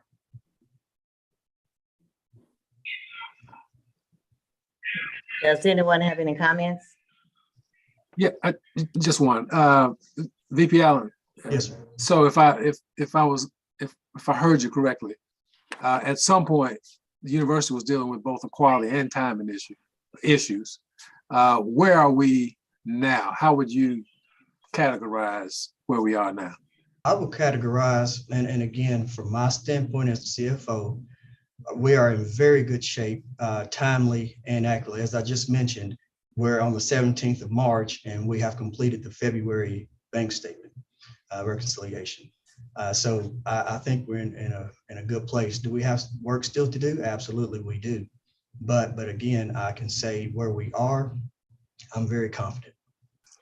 VP Allen, if I might make a comment, Trustee Pinnock, the bank reconciliation problem has been around for a few years now, before Mr. Allen, VP Allen came on board. As I've mentioned in many meetings, until we get to a point, and right now that where he has the reconciliations that are, he's performed it through February, so it is timely. But as he mentioned, there are reconciling items on there. Now, I want to just, and if I am in error, VP Allen, please correct me. I want to make a note that if they're in the facility now doing an audit, if we have another audit done, then there's going to be another set of comments. Now, hopefully, because they are doing fiscal year in FY 2021. Okay, when did you come, VP Allen? I actually came in May of 21. So okay, it's about 2 months before the end of the fiscal year. So May of 21. So while he now is doing them timely, and I do hope they make that mention in the report, there's still going to be some repeat findings from the other. Now, hopefully in the FY 22 report, we'll be past that. I would hope so. But I just want to make sure I stress that, and that is going to come up in the next report. I want to push them though to make a note that they are now being done timely. Now, the other part that you're going to have a note on will be reconciling items. As he said, yes, they do have reconciling items, but I'm not sure of the university state rule, but the state audit as far as institutions, other financial institutions current, was a 90-day rule that was in there before you got a criticism. I'm not sure what it is with the university. Right. So, Madam Chair, if I may speak, the reconciling items, the majority of those have come from prior periods that we have to record in the current period. And due to the timing, as you just mentioned, and let me say this, our auditors are here conducting the FY21 audit. They began in February, and we plan to have them out by July. So that's a year ahead of schedule for any previous audit. Also, if I may add, when you have the reconciling items impact a lot of departments within business and finance, that's the bursar's office, accounts payable, receivables, you name it.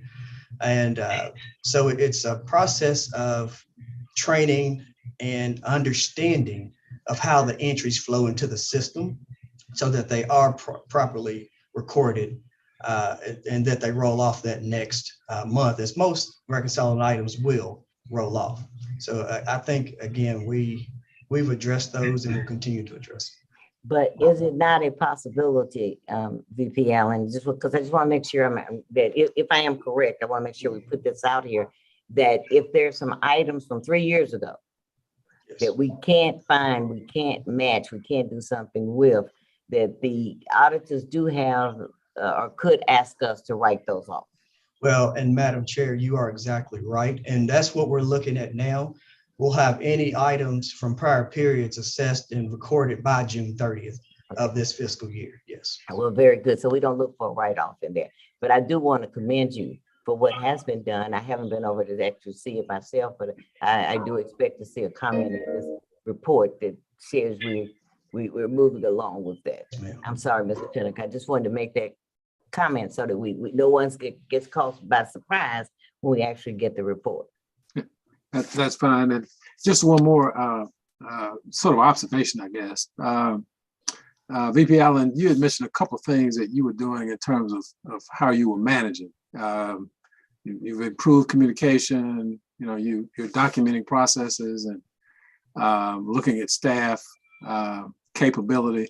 Are there any other things or areas that you're looking at in terms of improving the total quality of your department?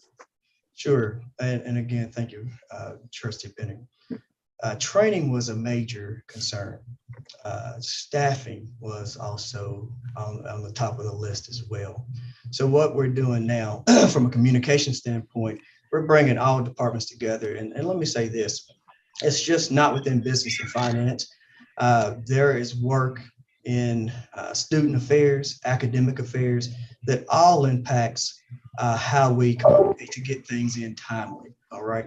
So, and I'll mention this later during my report, but I was charged with several months back, 2 board meetings ago, to make sure that we have training in our allocation banner system.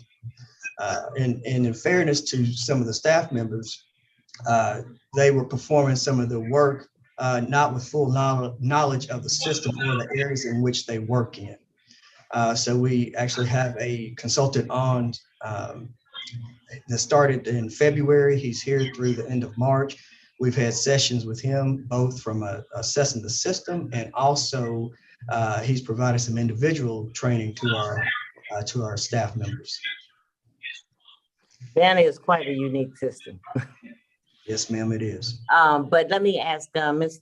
Director Davis, you are our independent auditor there. Have you seen improvement in this area? I know you have things that are not complete, but have you seen improvement?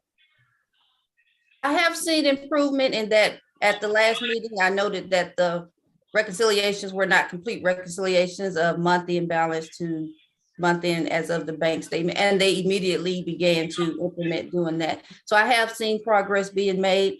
I just don't want to overstate where we are, and I can't confirm that they're being done timely because I just received 7 months worth in March worth of university bank rates, but I have seen great improvement. You received how many months in March? Every month for fiscal year 2022, July through January. Okay. Well, I think, Ms. Dallin, I'm going to ask you to work on a process to get those to Director Davis more timely. If they were already done, I think they should have been gotten to her in a more timely manner. And then also make sure that you have some dated information on there so she can make some reference to the dates, because I'm going to come back to her each meeting so that the trustees can get comfort level that we are moving in the right direction. Sure. And Madam Chair, I do want to state too, from a timeliness standpoint, and also the review of the reconciliations. The reconciliations, again, occur each month. And in the system that we're now using, it will actually flag when it was prepared by the individual and then reviewed as well. So, and we'll make sure, to get those to you timely, but I did not want to provide information. We had a staffing concern. The individual working on them was out. So we had to move past that. So we're in good shape, and I'll make sure that Ms. Davis receives those each month. Thank you again. We appreciate what you have done. It appears for what you're telling us and showing us that we are in better shape. Yes. I want us to get in good shape. And I want Director Davis for you to be able to tell me that you can see that. So, but thank you for working along that direction. I at least see some tangible evidence as compared to previous. So thank you. Thank you. Any other comments, questions from anyone? Okay. Director Davis. The next finding, it was a repeat finding in the area of collection procedures for our accounts receivable.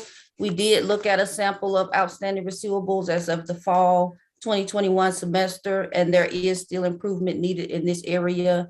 Many processes have been implemented where we are complying with the newly approved policy that the Board of Trustees approved effective fall 2029 forward. But there was some inconsistency in documenting due diligence and collection for balances prior to the fall of 2019. But a new bursar has been hired. Her begin date was March 1st, 2022. So with her at the helm and under VP Allen, there are steps being taken to ensure that collection procedures are more consistent and that we are documenting due diligence for all balances, not just those that came into, that became receivable balances after the fall of 2019. So we are on track to make greater improvement, but there is more improvement needed in this area. May I please speak to that comment? Please do. Yes, ma'am. So again, as Ms. Davis stated, the student receivables, the balances that are carrying right now are from 2019. Okay, I want to be clear, we're now into 2022. Under the direction of our president, we had a very good year for 21, primarily due to our strategic initiative to help pay student balances off, as we will see that in a subsequent report that I'll provide this afternoon. So student balances for any student that was here during the pandemic till now, we were successfully able to pay off student balance for spring of 21, and then we paid a huge portion for fall of 21. So the student AR balance overall has come down. Now we're talking about addressing a previous 2-year, actually 3-year problem now. So we have continued efforts in reaching out to students, letting them know that these balances still exist, that we do expect payment. So again, very important to note, those balances, for accounting purposes, we've written off most of that.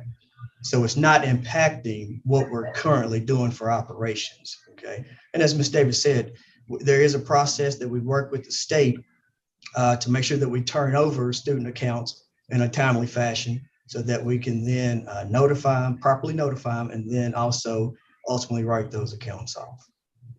VP Allen, thank you for those comments. And I want to, and this may not be how it's supposed to be, but this is what I want to make a comment about, and that is that I understand that we're making progress in that area, but and if I'm incorrect in anything I'm stating, please say so. We passed a policy on how we were going to handle student accounts in terms of sending out letters, collecting, and et cetera. And thankfully we paid off balances so a great number of people could get back in school. Did you see evidence that the policy is being followed, is being implemented, Director Davis? I did see that. And that was one of the things that we wanted to point out is we could obtain documentation in support of the policy. Okay, so I'm very glad to hear that we could see that the policy is being implemented. But Ms. Dallin, you're on a roll with these things. So I just want you to clear this all up all together. And I'd like to have a report on this at the next meeting also, until we get this to an acceptable level. I understand that you are, and I am well aware. I saw the receivable transactions, read the policy in detail.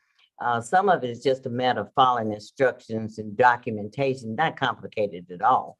I probably could even do it. But what I want to make sure that we do is that we apply this policy to everything we have going forward. Now, on the items that are older, I know that there's a buildup of documentation has been there. You can't go back and create documentation for something happened 3 years ago.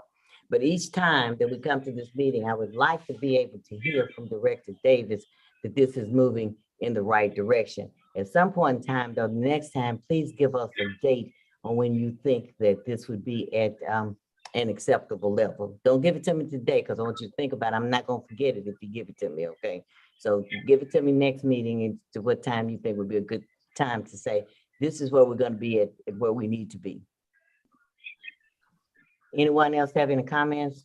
Please, somebody say something. No, I would just like to compliment VP Allen on his work and recognize that we're sensitive to the depth of the problem.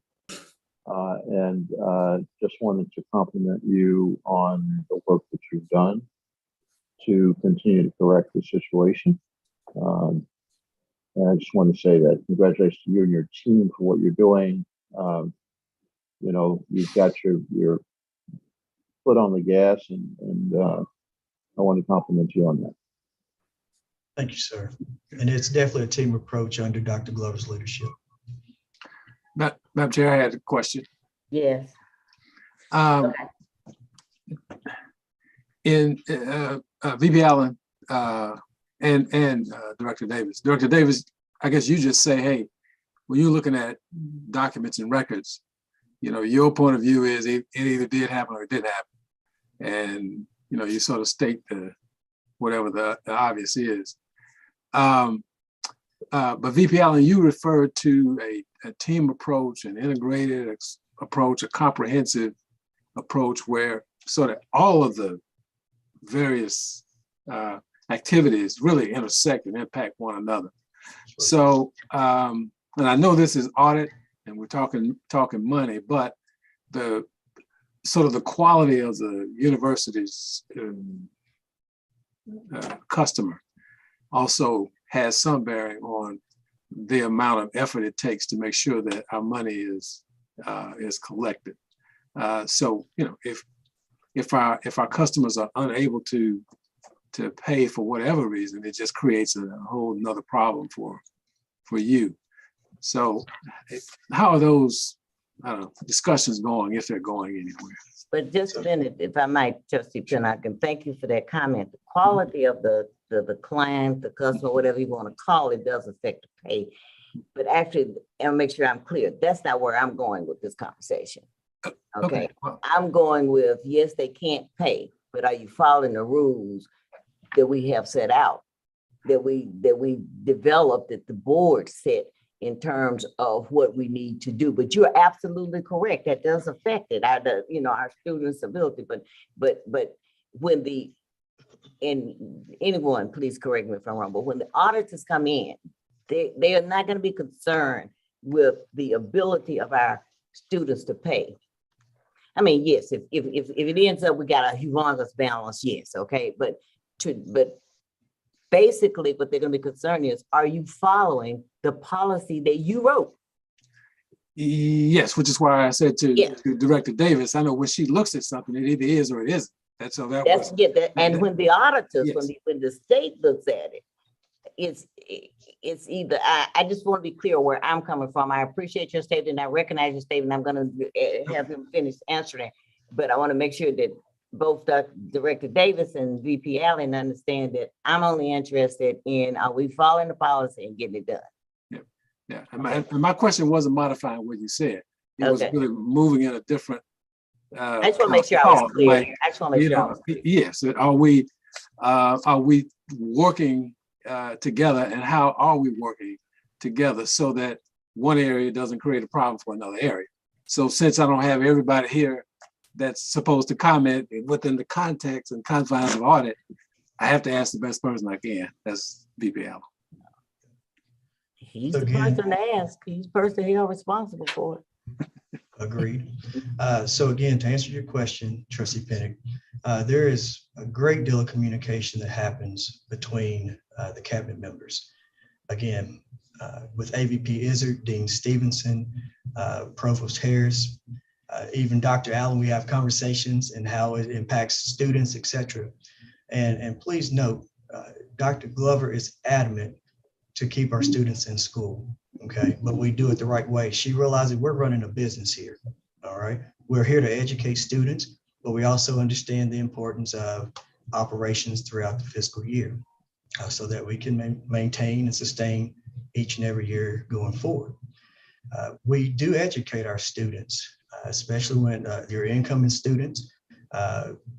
We let them know that it's important to understand the financial aid process, the loan process, not to borrow more than you need. Our students have special circumstances where it's oftentimes they are helping to take care of family members back home. Several of our students are doing that. So we have to also understand and accommodate those particular needs. We cannot tell a student to, yes, you can get a loan, and no, you should not. That's actually against the law. We can educate, but it's ultimately their decision to do so. With that being said, as Dr. Glover, under her initiative with the CARES funding, her first objective to me was saying, we need to help our students. And that's what we've done to put our students back on solid footing. Roughly $750 per semester is really what keeps a student from returning the next semester. On average. On average, yes, on average. Thank you, Madam President. So again, if we can fill those type of gaps to keep them in, we've invested in these students, they've invested in the university, and that's how we're moving things forward. But then again, to answer your question, there's communication amongst the cabinet members as frequent as need to be to address any student needs, especially their needs for finance. And I will also say, Ellen, I have sat on the stage with Dr. Glover as we tried to get students in school. I've been involved going through receivables lists and seeing where we are with students. So I can attest to the concern that Dr. Glover and the cabinet has in making sure that students are in school. And I appreciate what you all do, but at the same time, we have a fiduciary responsibility on this committee. So I don't intend to be rude or rough. I just want to get to the bottom. And I do believe that we are going to have a tremendous report the next year. And as just as when I see something that it says you're in compliance, I'm going to mention that too. But I do appreciate the details that you are providing, VP Allen, relative to these matters, because when the state asks, they're not, you know, they're not going to want to hear the fluff. They're going to hear the value to it. And I do appreciate you getting to the bottom and just saying what it is that's working and what's not working and what you intend to do to fix it. So thank you so much. Anyone else? Okay. The 2019 balances due and when those fall off is either write off or declared unreceivable, and what that dollar amount is. I'm clear that for 2021, those balances were paid using some HERF and some CARES money, and I appreciate that. And President Vladimir Putin is now attacking his own people. Listen to what he said today about Russians. Trustee McKenzie, we can hear. Okay, thank you. Okay, so if VP Allen, if you can give us a ballpark number of what that 2019 dollar amount is and where we are of being able to end the collections or write that off. Yeah, so for the 2019, we actually wrote off about $12 million in 2021. So again, recognizing that and following, again, GAP principles, each year, a portion of that is then further written off. So at 2 years out, it'll be fully, unless we collect it, okay? So what was it to start with? 29 million, I do believe. You wrote off 12. Yes. Okay. We did have an allowance account. Mm-hmm. It was set up so we're not compromise the integrity of the income statements. Absolutely. And the balance sheet. Okay. But I have a question, since you have an allowance account, about how much money was in the allowance account. I'm sorry, Trustee Lewis, you were breaking up. I do apologize.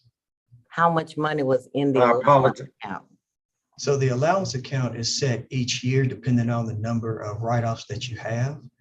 So it just depends on the date and time. So for 6/30/21, I believe we have 8.5 million in the allowance. Close to 9 million. Yes. Mm-hmm. So how about 19? I don't have 19 numbers. I'm sorry, I don't have 2019 numbers in front of me, Trustee Lewis, but I will provide that to you. How about 2020? 1 second. Thank you very much. You come back to that one so we can. Okay, we can come back. Okay, we'll get that answer for you before the end of the meeting, Trustee Lewis. We can do it in the next meeting if you want to. Okay, we'll see where we are time-wise, Ms. Davis. I mean, Director Davis. Okay, well, that's it on that item. We have 2 remaining findings in the area of financial aid. The first finding was noting that our return calculations weren't prepared in accordance with federal regulations. We reviewed a sample of 33 student withdrawals for the fall term. For 2 of the students, they had withdrawn after the 60% mark, so all 8 was earned as of that point. For 26 of the 33 students, we overall had no issues there. The calculations were accurate and performed timely. We did have 3 students where calculations were performed, but they weren't required to be performed as the students initiated the process after the 60% mark. So that in itself is a total non-compliance, but we did send back amounts in excess of what the guidelines state should have been sent back for the students. There were 2 students where return calculations were performed, but subsequent to the calculation, information came to the Office of Financial Aid staff that showed the students either never attended or they didn't have the enrollment status to qualify to receive the aid that they received. So all funds were subsequently returned. So overall, we didn't have any major issues in this area. The calculations were being performed accurately and timely, but there were some minor issues noted when we reviewed the population. May I speak to that, please? The 3 students that were in question, there's a slight difference of opinion on the date, on the withdrawal date. And at the time from the Office of Records provides the date in which the student has officially withdrawn. At the date of record, it was at 53.5%, which caused us the calculation to be under 60%. Federal guidelines state if you have covered at least 60% or more, then you do not have to return the funds. In this case here, it was at 53.5%. So the funds were properly returned. So again, it's just, and Ms. Davis and I have spoke about this, we're looking into it a little bit more and also get the Office of Records involved. But we have to, from our standpoint, to be compliant, we have to rely on the Office of Records to provide that withdrawal date in order then to calculate any return to Title IV.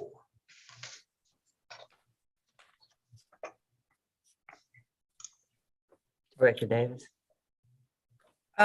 I can go to the next item if you don't have any more questions. Okay. Okay. On the next finding, it was related to our direct loan reconciliations. There were 2 parts. They noted that our direct loan records were not adequately reconciled to the direct loan servicing systems records, and then identified differences were not timely resolved. We did request and receive from Office of Financial Aid personnel the reconciliations for the period September 2021 to January 2022. So we can confirm that the reconciliations were being prepared. However, several reconciling items from the October reconciliation continued to carry forward through the January reconciliation. And based on a recent discussion with management, it was noted by us that this is due to management's approach to correcting reconciling items. Whenever a monthly reconciliation is performed and there's an error noted, management will submit a correction file, but they don't do any follow-up to see if the file was accepted. They don't ensure that no new errors have come up that prevents acceptance. They consider the new errors new items for the next month's reconciliation. But whenever you have a difference, you must address any issues that come up when you get the new file and it has been rejected timely, so that we're not prolonging correction of these files each month, correcting one issue at a time. A reconciling item is a balance that's just not the same and the file hasn't been accepted. So that approach will need to be adjusted in order to lessen the time between these amounts carrying forward from month to month.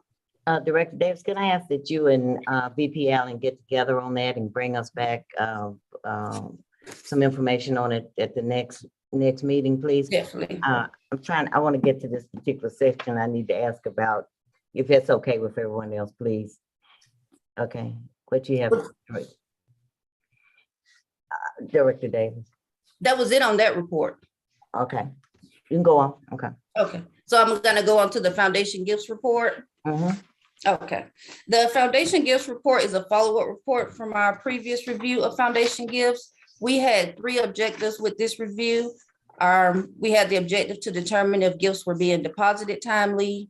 We had an objective to determine if gifts were being recorded timely, and a third objective to determine if gifts being received in the foundation office were being spent in accordance with donor intent. To address these objectives, for the first objective of ensuring that gifts were timely deposited, we obtained the gift logs from the period July 2021 to December 2021. We selected 18 individual dates during this time frame, and we received support documentation from management in the Office of Financial Aid. We found that 15 of the 18 individual dates, the gifts were timely deposited within 1 business day. For 3 of the 18 daily gifts on the gift log, we did find that those gifts had not been deposited within 1 business day. They were found to be from 1 to 4 business days late. In response to our findings, we did get reasons for the lateness of 2 of the 3 deposits. One was due to one of the employees involved in the process being on vacation, and the second one was due to the many activities on campus surrounding homecoming festivities. They were not able to recall what led to the lateness of a 3rd deposit. But overall, we did find where 3 of 18 dates selected, the gifts had not been deposited within 1 business day. If I may address this, please, and then I would like to follow back up on the payroll reconciliation. So in reference to the timely deposits of foundation gifts, it's actually the State Comptroller's Office. It's the best practice is 3 days. It's not 1, it's 3 days for timely deposits. Also to note, recording of gifts, they will often hit a suspense account until such time that we receive all of the proper paperwork then to record it to that particular gift. So that's why you'll see items out, and that's standard practice across the board. My 20+ years, that's the way it's always been. See no issue with that. So that, again, just addressing the timeliness and then also the proper recording of the deposits. So it's a 3-day window. And we are also putting in additional processes in place to address that. Secondly, back to the Pell reconciliation. I do want to note that the word reconciliation has come up a lot today. Reconciling items always exist. Now, in the case on a Pell reconciliation, direct loans, there are several reasons as to why an item may be on there in October, again in November, again in December. What it is, when you send the initial file, the financial aid office is properly addressing those issues. But you may address one code, you resubmit, well, that's not going to happen until the next month. It'll address that comment, but something else may kick out of the system to say, well, certain, XYZ wasn't identified. So that's where you'll see items each month that may carry over for subsequent months. In the real world, that's actually a normal practice. We are following the federal guidelines as it relates to the direct loan reconciliation.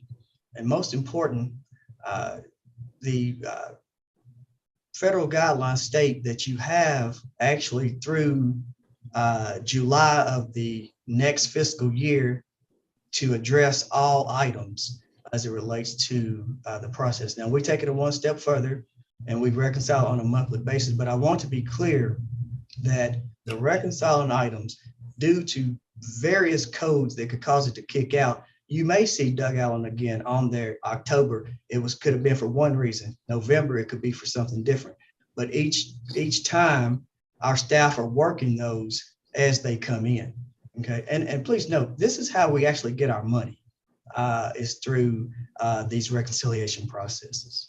Thank you, Mr. Allen, but I'm still gonna, thank you and I understand what you're saying, but I'm still gonna ask that you and the Director Davis get together because it's apparent that both of you all are not on the same page with this. So what you ought to get together and come back and give us some this information at the next meeting. I do have one question, Director Davis. You didn't accept the excuse that the person was on vacation was reading deposit didn't get made, did you? Oh, no, that's why I knew I wrote that for you. They told me, and I was so glad to include it because I knew you were going to say, now, Ms. Davis, That was for you, Dr. Cole. I'm so glad you recognized it. As soon as I typed it, I heard, now, Miss Davis. And let me do say that there is a safe that deposits are kept in, okay, overnight if need be. But again, I do want to stress that it is a 3-day process. With that, I understand the VP Allen, but the fact that a person is on vacation, to me, even if we have a vault, is not an acceptable reason. no, I will not argue that, Madam Chair. Right, so I'm gonna leave that alone, okay? I won't say anything else on that, but you're right, Director Davis. I was going to say, does anyone else have any comments? Okay, continue with the report, please, ma'am. Glad you caught that. The second objective was to determine if gifts were timely recorded. We did set a threshold of 10 days for saying that when funds are credited to the foundation's bank account, that they should be recorded within 10 days to the information system. We had 22 credit transactions included in our sample. For 8 of the 22 credit transactions, we did find where they had been recorded in the system within our established 10-day time frame. There were an additional 5 transactions. While they were not recorded within the 10-day time frame, they were recorded from 11 to 30 days, which is still within the time frame of, if you're doing timely bank reconciliations, you're identifying those transactions and getting them recorded at that time. But there were 9 of the 22 transactions included in our sample from the time period July 2021 to December 2021 that had not been timely recorded. They were recorded from 48 to 171 days after the amounts were credited to the bank statement. And 3 of those transactions were only recorded after we made inquiries for our review. Also, during our review, we did find where, while the transactions were being recorded into the system, they were recorded to suspense account, as they should be when you don't know where they, what the specific purpose is of the funds and where the designation should be for the proper recording. But there should be some more, should be a little more timely in identifying the purpose and the source of the funding, because we did identify several amounts which, until we made inquiry, no steps had been taken to identify the intended recipient of the funds. So our overall review did find that there were 8 transactions that were timely recorded, but there is some improvement still needed in this area as well, in timely recording transactions. Who does this area report to you, VP Allen? Yes, ma'am, it does. Okay, well, this period covers July 2021 through December 31, 2021. Correct. That's yours. Yes. So I'm confident that you're gonna get this straightened out. Yes, ma'am. Okay. But that's yours. Absolutely. Okay, and then I hope we don't go back through a process we went back through before, where we have people that are not doing the job and we, and they somehow manage to hang on. So I'm gonna leave it at that. I've utmost ability that you'll straighten it out, and Ms. Davis, you will do a follow-up audit on this, please. Correct. Thank you. Madam Chair, can I ask a quick question? Sure, From a anytime. real world non-accountant perspective. And I understand the difference between recording into our financial management system and being deposited in a bank. But with regard to this being 48 to 170 days late, if I wrote a check to the foundation and I was one of these 9 that were late, does that mean my check wasn't cashed and posted to my personal account until 178 days after I wrote the check? Is that the would way? not be correct, Dr. Johnson. That's not correct, Dr. Johnson. No. And I do want to state too, the State Comptroller's Office says 3 days for public funds.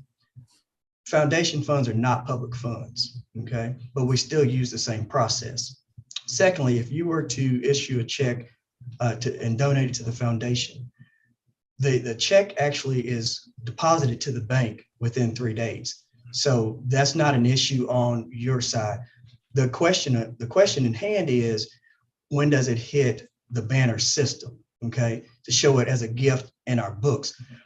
Very important to understand. We need to have all the supporting documentation. In some cases, it may be held in suspense account. We're waiting on a gift agreement. We're waiting on signatures, etc. And I've charged my team not to include a gift until you have all supporting documentation. So it doesn't impact your personal checking account. That's good to know. Otherwise, there would be no more gifts. So that's an important thing. Thank you. No, the important part about testing for this attribute is not just for sound accounting, but because foundations exist to support the university. If we're getting money to support students, to provide scholarships, if that money is not sent to the appropriate fund, the student's not getting the scholarship. If the money is not sent to the appropriate fund for whatever the other designation is, be it athletics or computers or anything. So it is not something that's just, we put it in the system and it takes a little while. We want to be a little more diligent in identifying the source and the purpose, because we do need those funds for our day-to-day operations, and our students depend on it because that's where many of our scholarships come through the foundation. But your funds have been received, and that's what the sample was. And again, not to rehash on the timeliness of the gifts, but I just want to state that not all scholarships come through the foundation. The majority of scholarships are actually issued by the university. The foundation has a great part in applying and assessing the needs for students and scholarships, and we welcome those funds to assist the students. But I also need to say that, and again, I've charged the staff, we can only move as fast as the donors move at times, okay, to properly record a gift. Once we have all the information in, it's at that time, then it's moved out of the suspense account into the proper foundation scholarship account. Thank you, Ms. Davis, appreciate it. No problem. And then in our final attribute, to determine if gifts were being spent in accordance with donor intent, we did identify scholarship awards to 56 students for review. These awards totaled $204,000. We found that for 3 of the students who received the scholarship award, they had not met all award criteria for the stated award received. The student, one of the students did not meet the minimum GPA, and 2 of the 3 remaining students, they were not enrolled full-time as was required by the awarding criteria. This was a total of $6,099 for the 3 students. We had a separate sample. I'm sorry, Ms. Davis, go ahead, I apologize. No problem. We had a separate sample of non-scholarship disbursements, and we looked at 20 transactions totaling $611,000. We did find 1 transaction that was for the payment of consulting fees, but the fund that it was charged to, the gifts applied to that fund were initially solicited for scholarships to university students. And that was our results of our review for our 3rd attribute. Is there a reason that we don't have the area respond to your reports as we do to state auditors? I send the report to management and I state that you have till this time to provide a management's response. There was no response provided for this report. Okay. I think a response would have been helpful in explaining some of this, but then I'm going to encourage every area to respond to the request for management, from management to respond to audits, please. Yes. Okay, Ms. Dr. You have another area, Director Davis? Not in that report. Okay, go for it. Okay, we have our 3rd follow-up report. It's in the area of federal work study. There were 4 audit objectives with this follow-up. The first objective was to determine if there were timesheets to support the charges to the federal work study program. We had a selected sample of 50 timesheets during the fall 2021 semester. Total payments during that time was $140,000. Our sample totaled $39,000. We were able to obtain timesheets to support the 50 timesheets included in our sample. Our second objective was to determine if students were prevented from working during a scheduled class time, to perform a more detailed review of comparing student class schedules to their timesheets that were submitted to the Office of Payroll. We identified 30 of the timesheets for detailed review. 14 of the 30 timesheets did include time worked during a scheduled class hour. The third attribute was to determine if students were not working more than 20 hours during weeks where classes were in session. There were 20 timesheets. There were 15 of the 50 timesheets where students were found to have been working in excess of 20 hours while classes were in session. The fourth attribute, we were testing to determine if when a student worked in excess of 6 hours that they took the required minimum 30-minute break. There were 20 timesheets out of our 50 where the student worked in excess of 6 hours. For 3 of those 20 timesheets, the student did not take the required minimum 30-minute break. Also, during our review, we recalculated the hours worked on the timesheet, and we noted an underpayment totaling $262. The Office of Payroll did institute payment to these students, so that is no longer the case. Also, an over award was identified. The federal guidelines have rules for addressing over award, so the over award to that system, to that student no longer is in existence. In addition, beginning in February of 2022, the student payroll has been automated, so that will eliminate the human error that leads to incorrectly calculated time. For the other areas, you do have included management's response for addressing this finding and enacting consequences for noncompliance going forward. I had a quick comment. Yeah, please, just 1 minute. Director Davis, Trustee Lewis is going to be real upset with me in a minute because we're all into his time. So if and you all do great work and it's very, very important, but the information was in the binder. I'm gonna charge the trustees for reading it. So yes. For the rest of it, could you just summarize it for me, please, so that we can get out Trustee Lewis's lane for his meeting? We just had one other report, and we had a 12% non-compliance rate for compliance with state law with immunization requirements. It remained at 12%. We have procedures that are going to be put into place as we've been a little better able to identify the root cause. So we will address that and bring you a subsequent follow-up at the next, future meeting.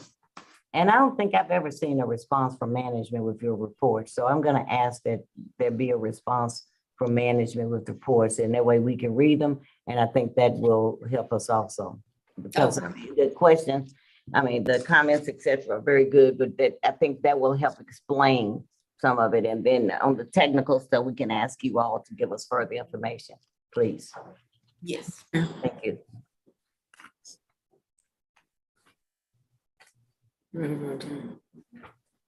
We have an executive session item. Excuse me, Trustee Martin, would you please take over for me just a minute, please?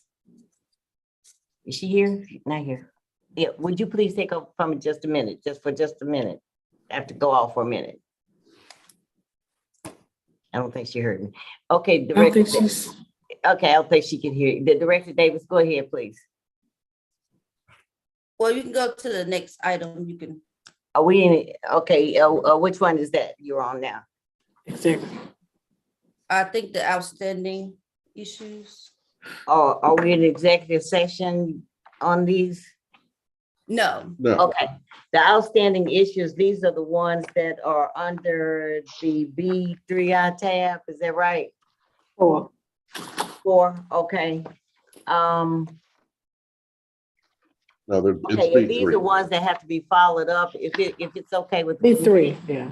Yeah, B3, okay, I'm gonna ask that we please make sure that we review these, and at the next meeting, please follow up with any particular questions that we may have. I see you have them noted. I see you also have noted when you're gonna begin your follow-up. If we may take that approach to that report, please, ma'am. Yes, and that you summed it up with. Okay, yes, okay. And just let you know, Chair Cole, we don't need to go into executive session. So we can Okay. go ahead and when we wrap up, it's just adjourn the audit committee meeting. Very good. Okay, thank you. Okay, go on to your next session, please, ma'am. Oh, it's the next agenda item. You have to open it up for me. Yes. That's a risk. I think it's a risk assessment, Director Davis. Oh, okay, so the purpose of this agenda item is just to go on record to state that in compliance with state law, that we issue a report saying we performed a risk assessment, and with the audit committee charter, the risk assessment was performed, and the report acknowledging the completion of the risk assessment was sent to the Comptroller of the Treasury and the Commissioner of the Finance and Administration. The report is due by December 31st. We submitted our report on December 9th. And the audit committee did review management's risk assessment during our November 18th executive session, November 18th audit committee executive session. So it's just to go on record to state the risk assessment was reviewed and the report was submitted timely.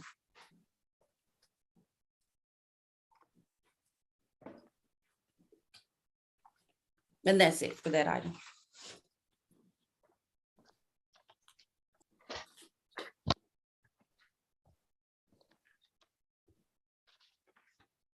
Okay. That concludes.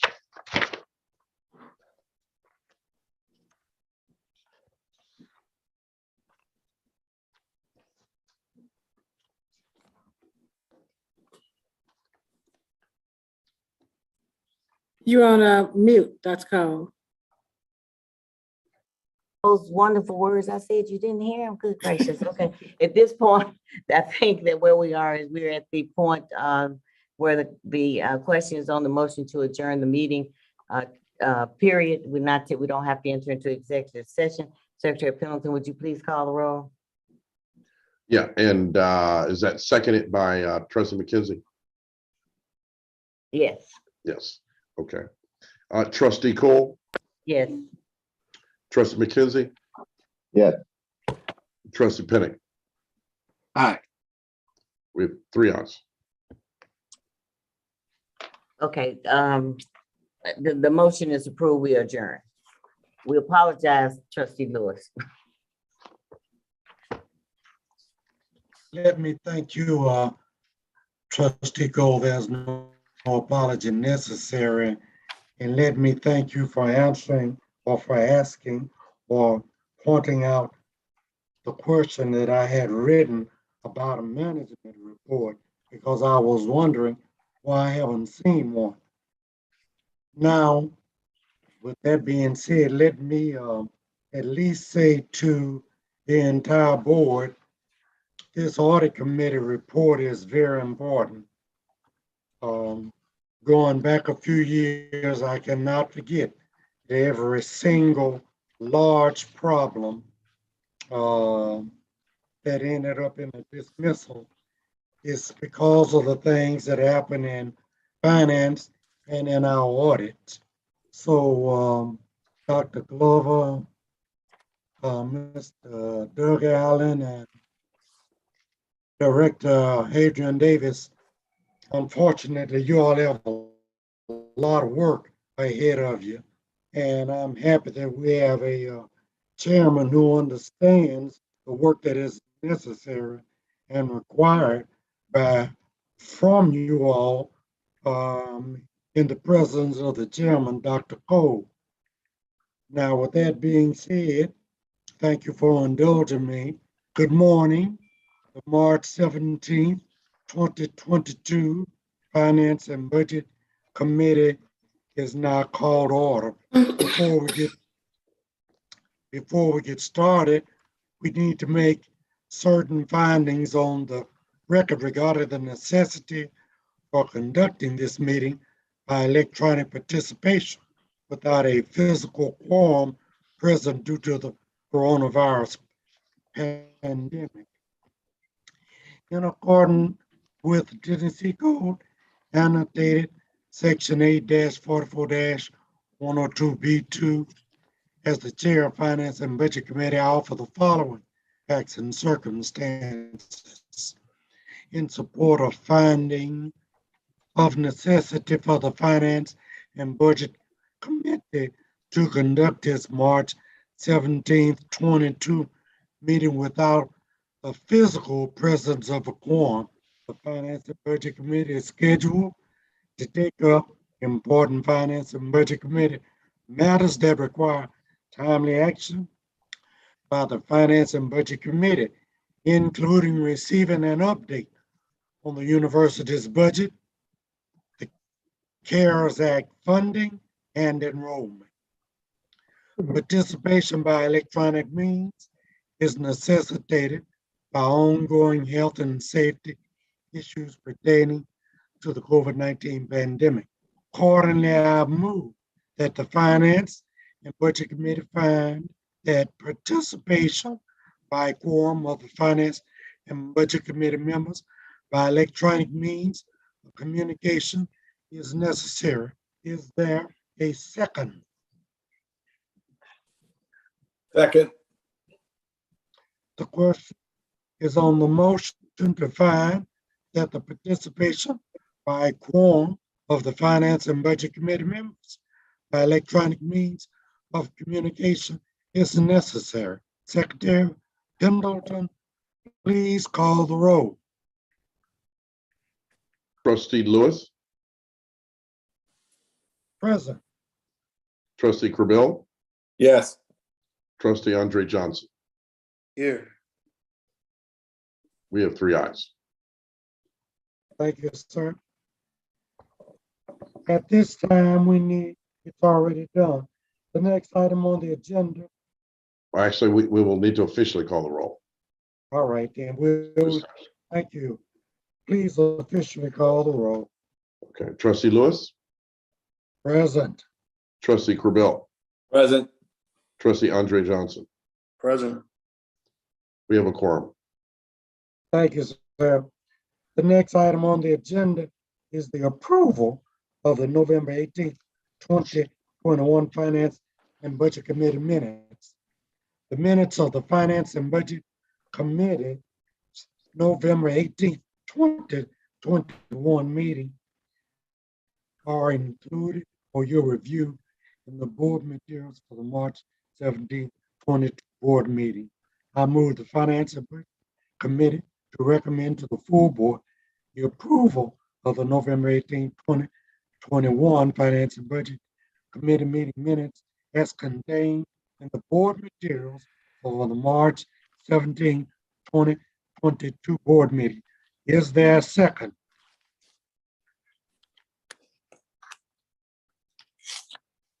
Second. Any discussion? The question is on the motion to recommend to the full board the approval of the November 18th, 2021 Finance and Budget Committee minutes as contained in the board material for the March 17, 22 board meeting. Secretary Pendleton, please call the roll. Trustee Lewis, Present. Approved.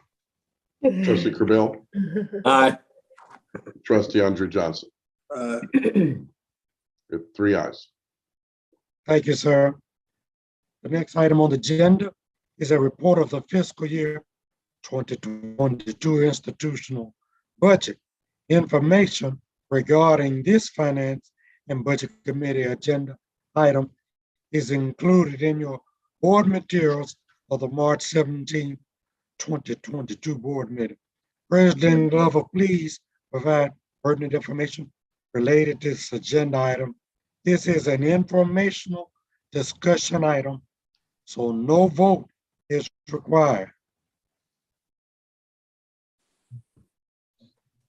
President Glover. Thank you, Chair, Chair Lewis. Ms. Allen? Yes, ma'am. Thank you, Madam Chair. Thank you, Chairman Lewis. In your packets on page 75, that's where we'll begin the institutional operating budget. As of January 31st of 2022, we are now 7 months into the fiscal year, and we are actually right on track to end the year in the black. As I stated in the initial budget.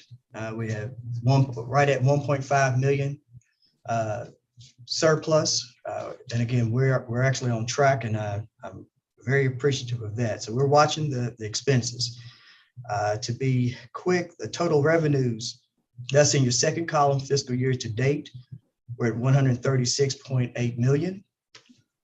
Our total expenditures are at 76 million. It shows a excess of revenues over expenditures of 60 million. Please do not get that confused. We have 5 more months in the fiscal year.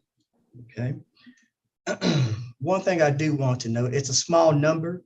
Back to the top there, if under private gifts and contracts, private grants and contracts, it's a negative $16,383. That is a indirect cost charge from the prior period. So we adjusted that.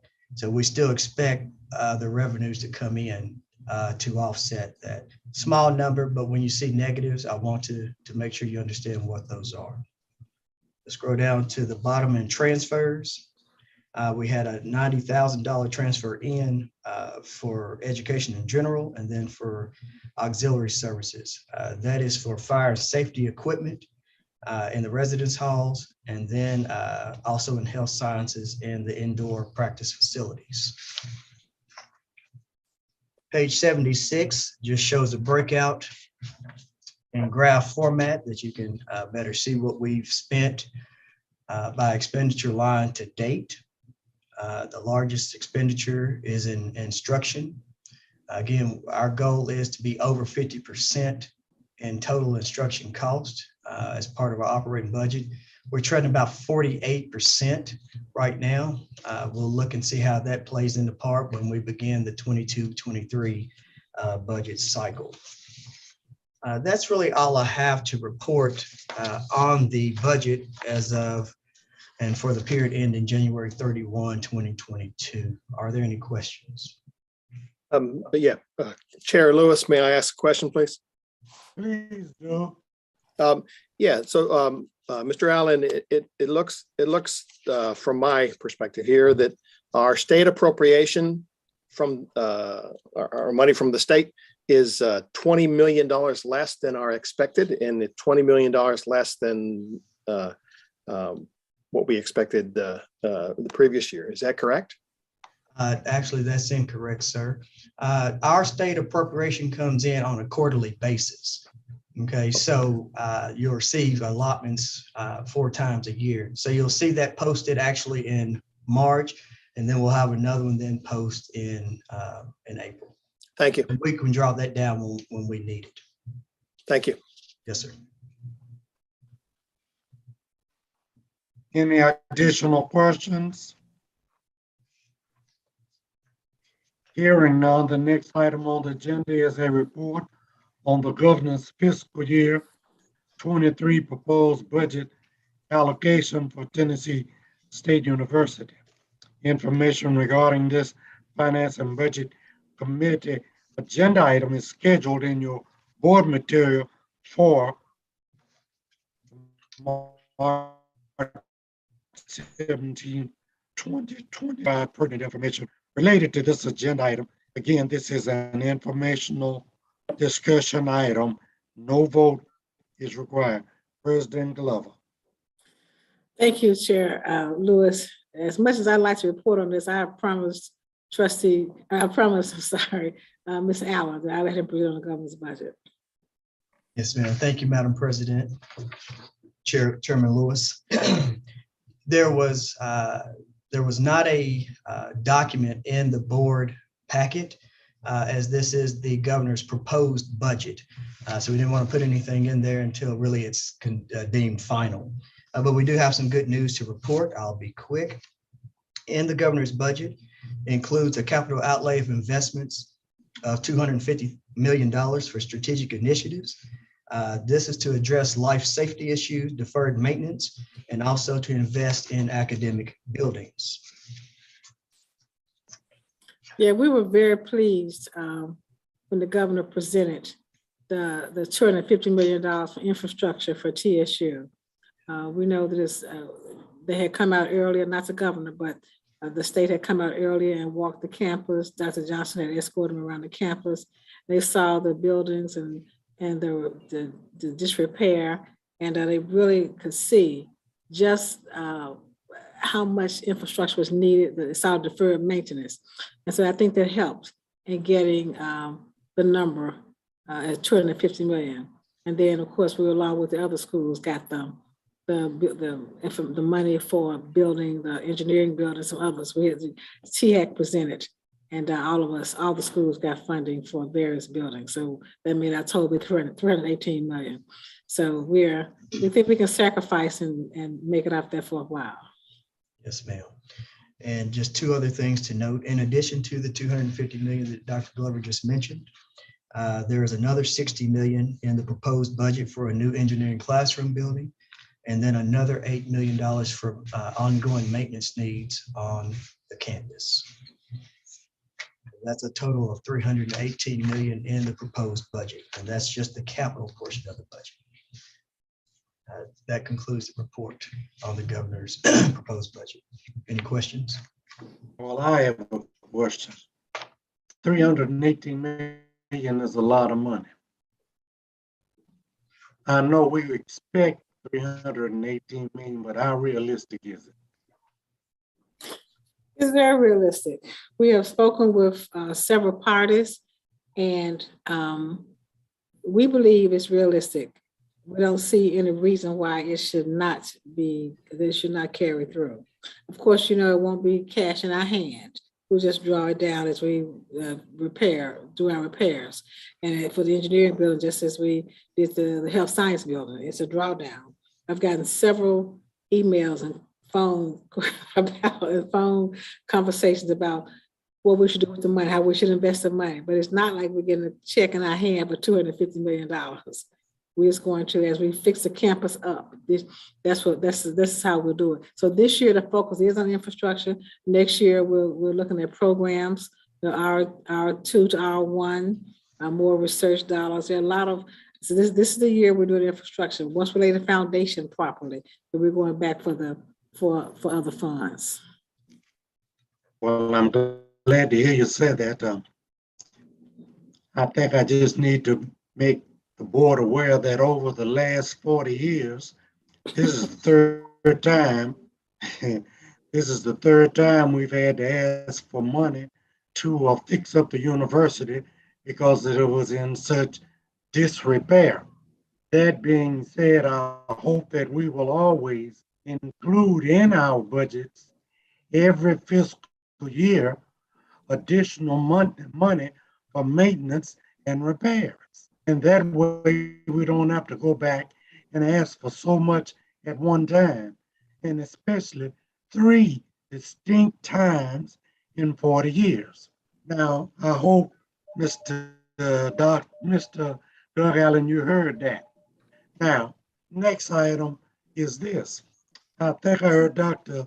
Stevenson talk about the fact that about 65% of the students use our dormitories that we expect they're located in and around wherever they are.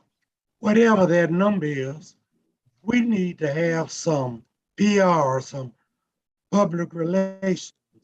People need to hear and understand why we need additional dormitories. And if you've got one that's coming online in October, September of this year, you really need another one coming online next school year. And I think it takes anywhere from 3 to 5 years to go through the finance committee at the state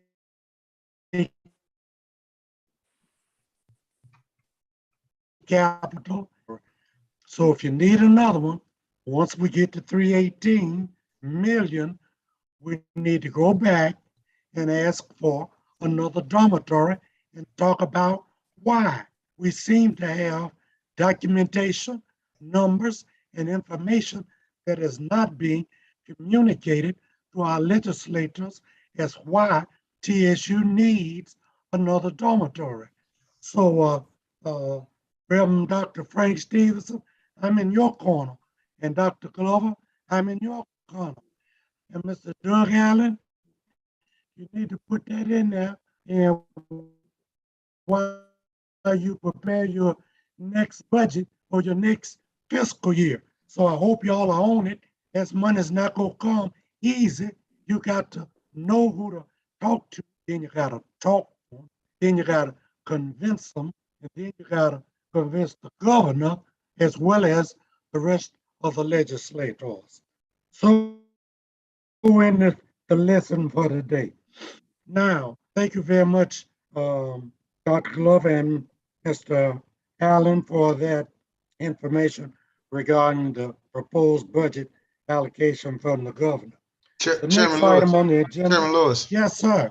I just Yes, wanted, sir. I just wanted to put some emphasis on something you said. The new residential hall will be online in August, not September, October. I only want that to be out there. It'll be ready in August. So I just want to make sure I don't even want the atmosphere to grab that and we be 2 months late. So I want to just make sure. And we're excited about that, and students are excited. You're right. We have to continue to move forward with providing not just some additional space, but we also have to get the space that we have, those 60 buildings, those 1964 buildings, they're critical buildings. We need to move past them. They have to be replaced. So we have to add capacity and replace some of the existing spaces. Thank you.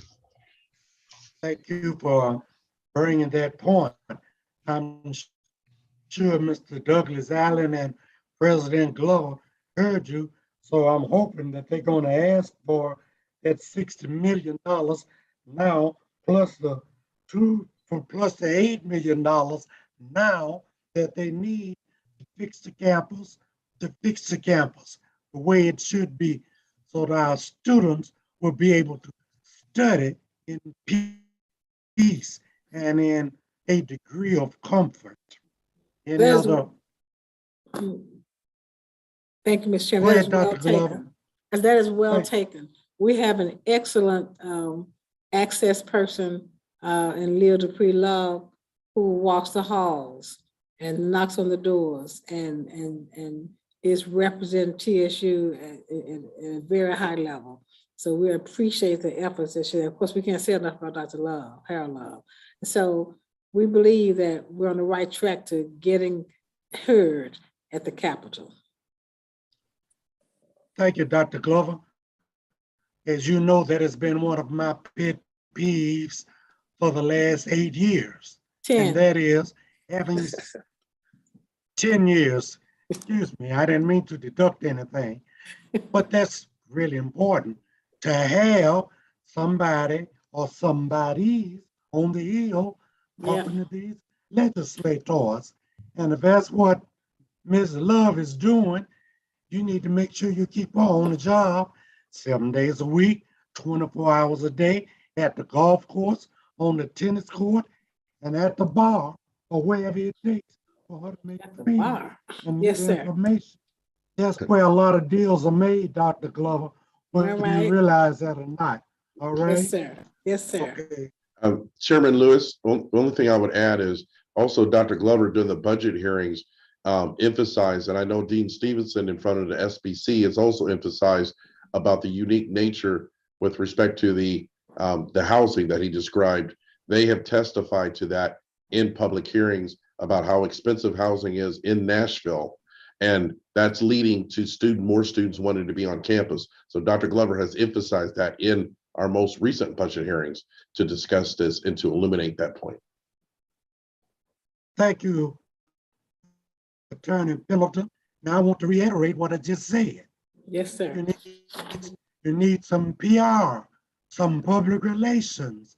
Somebody needs to write a position paper, get it published in the Tennessean, in the Wall Street Journal, in the legislators' daily briefings, so that they will understand and know why it is necessary at Tennessee State University.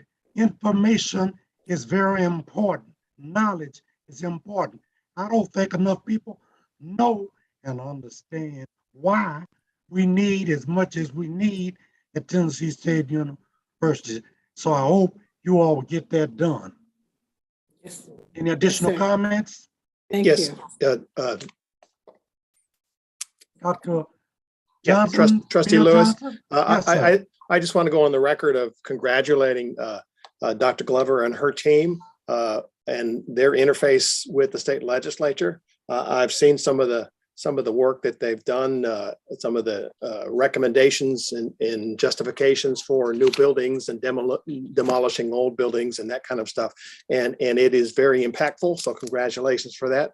I'd also want to add, if I can, to what I read in the governor's budget too.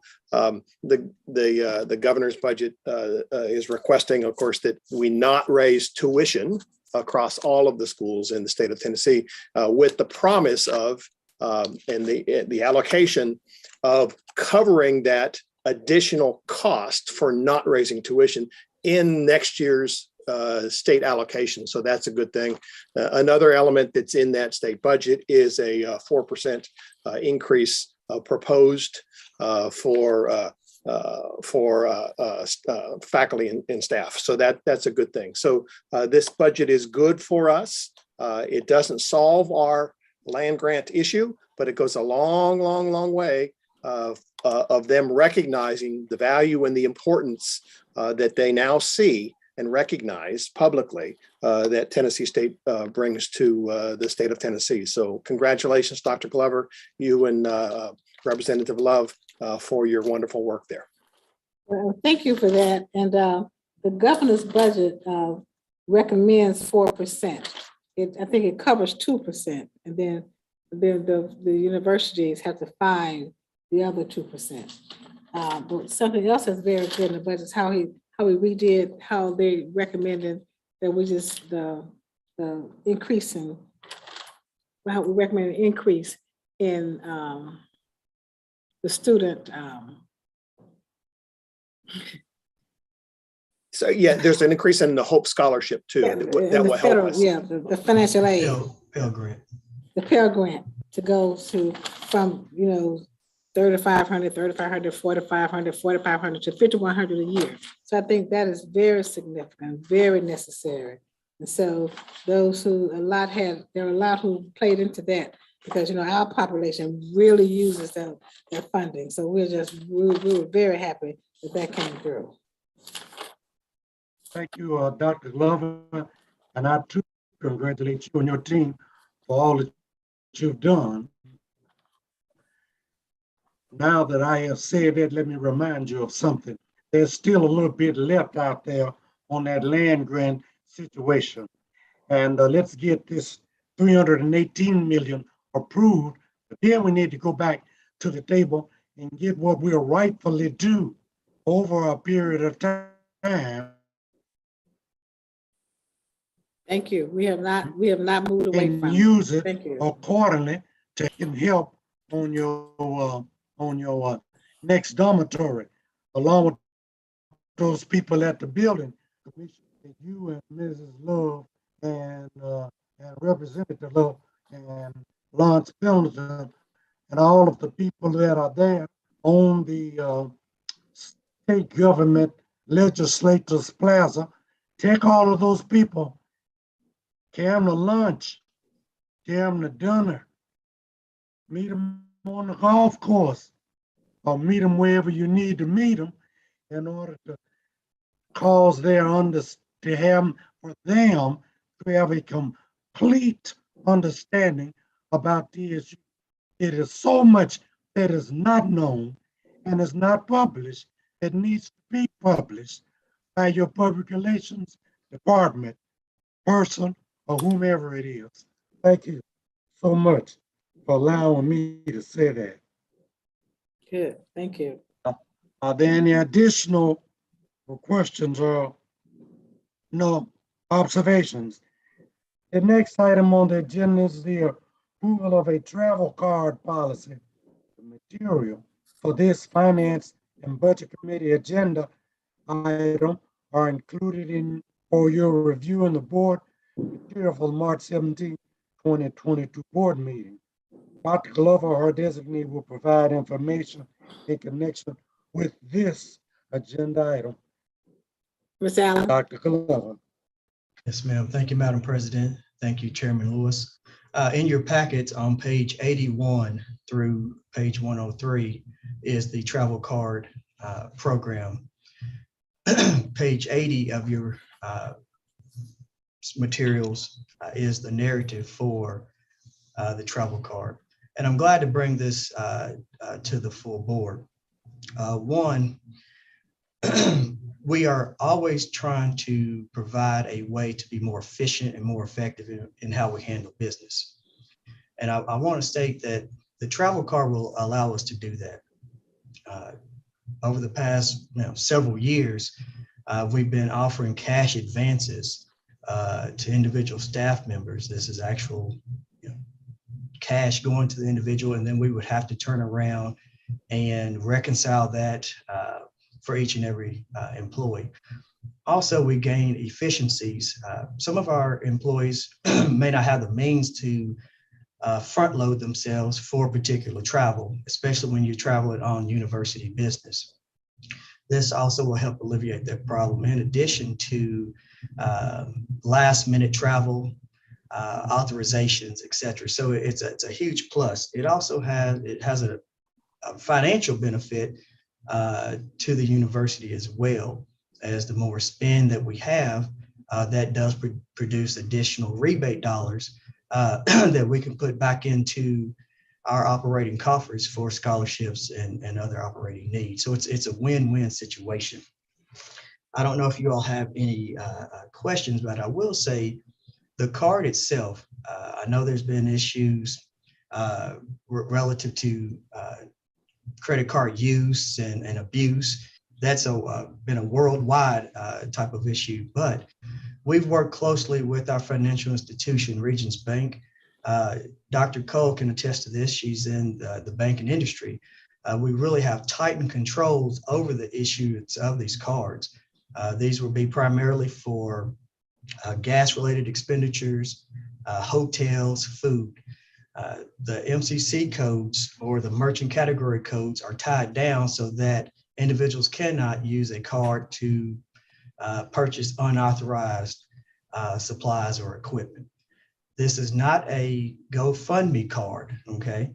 This is a university card that will be issued to staff members that do travel. We have a very comprehensive manual that was provided to you all. There will be monthly reconciliations over these cards. Upon receiving a card, you must go through training with the Office of Procurement Services. You must sign a form stating that you received the card, that it to be used for the university's benefit only, and a copy of the letter goes into the personnel file of each employee that receives a card. So again, I'm greatly excited to bring this to you all, and I hope that you all will consider this for approval. Any questions on the travel card program? Mr. Lewis, may I ask a question, please, sir? Yes, please, Dr. Cole. Okay, and I agree with you that the travel card program will be much more efficient. And just as a note, I am a recovering banker. I'm in academia right now, okay? But was there Wow. Was there a particular reason that personal expenses totally were not banned? I saw a section where, for instance, that if you went to a conference and then you took another leg to go to see, somebody, then of course that's sort of a combined personal business. Was there, or I'm sure you did look at it very closely to decide to let that be done. So you evaluated and felt you could manage the risk on that? Absolutely, absolutely, yes. Okay. Mr. Allen, Steve Corbeil, I just want to make sure that you're really specifically looking at who the card goes to. I know it says full-time faculty and staff, but just from experience, make sure that you limit that number as best you can. I mean, if you have people that are going, if they only travel once every 5 years, does it make sense to issue them a card? And are there any abilities for one-off travel? Is there prepaid type things? I know you've locked down the merchant codes, but just again, by experience, the limited number of people that you actually allow to have these cards will benefit us greatly with headaches later. So just as a comment. And I do appreciate your comment. And there is a tiered approach to this based on your expected travel. And I will say too, very important to note that when cards are not in use, cards can actually be deactivated. And I want to be clear that the card, the individual travel card itself, you still must go through the requisition process to have the travel approved prior to just using your card in advance. So this does not circumvent any policy or process that we currently have in place. This is just to manage us to be more efficient for when individuals are traveling. So I do respect your comment. Thank you. Thank you, Mr. Allen, and thank you, Trustee Corbell. Sounds like you may have had a little experience along these lines. Any additional questions or discussion? If not, I move for the Finance and Budget Committee to recommend to the full board the approval of the travel card policy as contained in the board material for March 17th, 2022 board meeting. Is there a second? Second. Is there any discussion? The question is on the motion to recommend to the full board of the approval of the travel card policy as contained in the board material for March 17, 2022 board meeting. Secretary Pendleton, please call the roll. Trustee Lewis, Aye. trustee Corbill, Aye. trustee Andre Johnson, Aye. 3 ayes.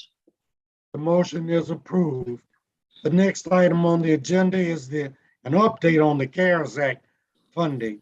Information regarding this Finance and Budget Committee agenda item is included in your board materials for the March 17, 2022 board meeting.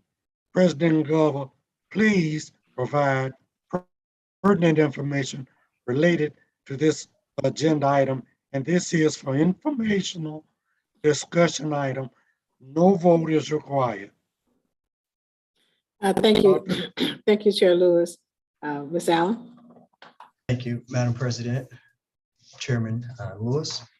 I want to turn your attention actually to page 109, 108, and 109 in your packets. And this is a breakdown as of February 22nd, 2022 of the use of the CARES funding. I'm going to actually go off of page 109. As you can see, from fiscal year 20 through fiscal year 2022, we have provided a little over $13 million in direct payments to students. This is money that goes directly to the students per the CARES Act. This is actually dollars in their pocket. The second portion of this, the institutional portion, we had 18.8 million. That's for the revenue loss and the student debt relief. And then the remaining HBCU portion is 76.4 million. And you can see that we've provided additional equipment and supplies, laptops, scholarships was our major focus, and also the student debt relief. And so that brings our total expenditures to date of $108 million of the $115 million that we have received for the CARES Act funding. I do want to let me interrupt you, please. I Yes, got sir. lost. What page are we on? Page 109, sir, 109 of your packet. Doug, I think it's actually 108 in our packets. You're talking about the chart, right? Okay. Okay, so it's 108. So that's going to be the higher education. Maybe emergency 107. relief funds. So Mine is 107. 106. Oh, Mine is 106. I got you. Now 7. Thank you. okay. So it should be at the header should be the higher education emergency relief funds. The first column is going to be fund, The second column is FY20, followed by 21, 22 in total. And then you have the primary expense. So again, we have expended 108 million of the 115 million that was provided by the federal government in reference to the CARES Act funding. We currently have $7.3 million left. The federal government just came out with additional guidance. They've extended the period in which you can expend the funds through actually June of 2023. President and I, we are discussing the remaining use of those funds, and we'll provide a more additional detail during the next board meeting. Any other questions on the CARES funding? Yes, I just want to make sure that I'm reading this correctly.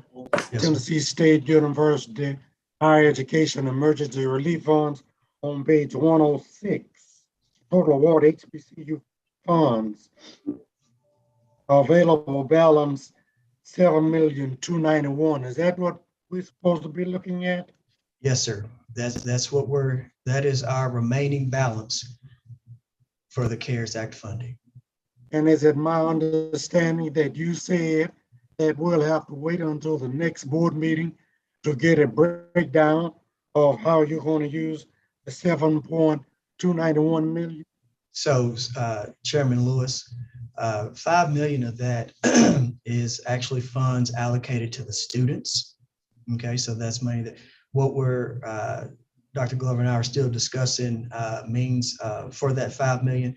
One thing you can do that the law requires is that we can ask students if they want to use any portion of that funding towards their bills, towards their outstanding bills.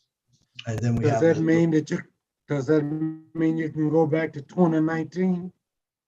No, sir, that cannot, no. So the funding for CARES is only applicable for students that were enrolled as of March of 2020 forward. So we cannot apply anything to prior balances. But you can go for fiscal year sir. In 2020? Yes, so that is correct. Yes. Did you say you're going? Did you say you're going to ask them, or were you going to tell them? Which one? Well, unfortunately, we can't tell them. It's against the law to tell them. We can ask them if they want to apply any of the CARES funding to any unpaid balance. And we encourage them strongly. Yes. Because they realize that some students have obligations outside of, that support their college education. So we can't always apply to a balance, but the student, once we talk to students, some of them have applied to the balance. So we have an educational process with them. That's what we were talking about, I think it was earlier this week, maybe yesterday or the day before, about the process of educating the students about how they need to use the funds for their own balances and not, depend on us, because as the funds, the CARES funds are coming to an end. There's some other little bit of pots of money, but nothing like what we will need to keep the students in school. So we're talking about that now, getting an education plan together. Dean Stevenson with the student affairs, and Dr. Johnson, several of us have gotten, we're putting together the thoughts that we're going to, just how we can really get them to pay off their balances. And when the money first came out, very first time, some of them did use it to pay their balances. And so we don't suspect that they will not pay it again this time. I don't have a lot of interest in just trying to pay off a balance. If you have money, you're giving money to assist your own going to school and you're not doing it, then that's something that student has to reconcile within him or herself. Thank you for that answer, Dr. Glover, and thank you, Mr. Doug Allen, for your answer. One question, Mr. Lewis, if I might.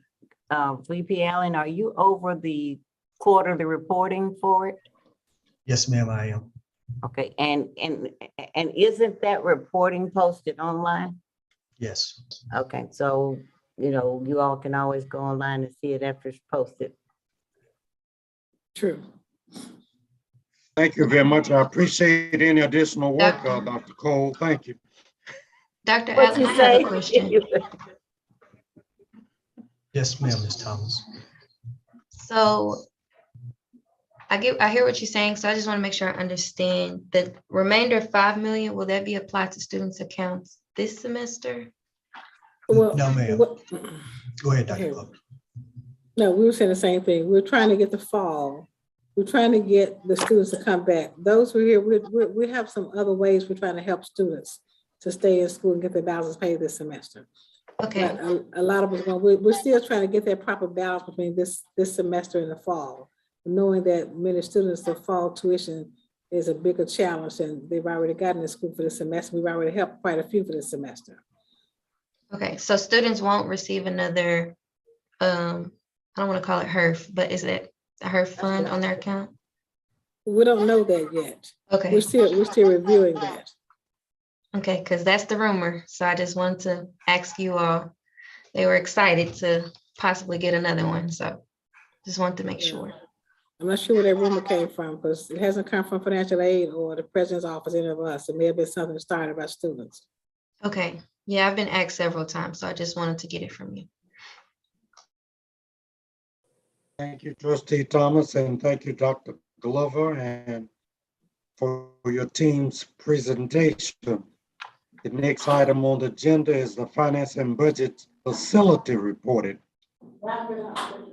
Information regarding the Finance and Budget Committee agenda item is included in your board material for March 17, 2022 board meeting. President Glover, please provide pertinent information related to this agenda item. And again, this is for informational information, and no vote is required. Thank you. I'm going to ask Mr. Enrollment. Which one did you ask for? Finance and Budget Facilities. Facilities. Okay, Ms. Allen. Yes, ma'am. Thank you, Madam President. Chairman Lewis, I'll be brief. The good thing is we have finally closed out all FY19 and FY20 audits. We're currently in the process. The external auditors are here from the Comptroller's office. They began their work on February the 1st. We had an inter-conference with them. The president also sits in on some of those update meetings that we have with our auditors. It is a new team this year. We're excited about that. We've had some really good open dialogue and communication for this current audit period. They plan on being here through July of 2022. We hope to get them out the door sooner if we can. But again, we're making forward progress with the FY21 audit. Chairman Lewis had mentioned in 2 board meetings ago that it was essential that our staff are properly trained in the ERP system that we use, which is Banner. We worked with Tim Warren, the Chief Information Officer. We were able to get a consultant on site here for the month of March. They actually began on the 22nd and will be here through the 31st of March. We've had some great back and forth with the consultant. We've been able to identify some areas of concerns and needs within the system. And the good thing is we've been able to fix those things in real time.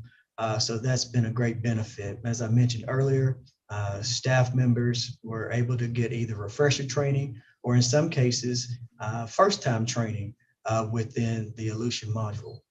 Also, with our ERP system, there's a database of trainings that are housed out there to take you step by step through each module that you work in. So that's a huge benefit when you can't have a consultant on hand as we do right now. We're also in the process for the FY22-23 budget.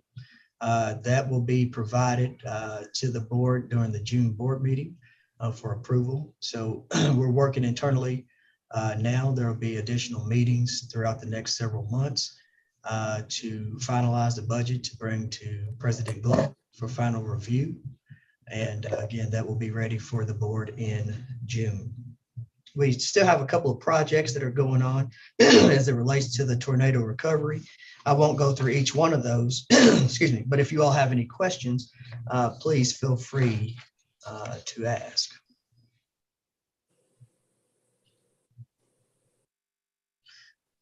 And Chairman Lewis, to answer your question. Mr. Andre Johnson, I'm sorry.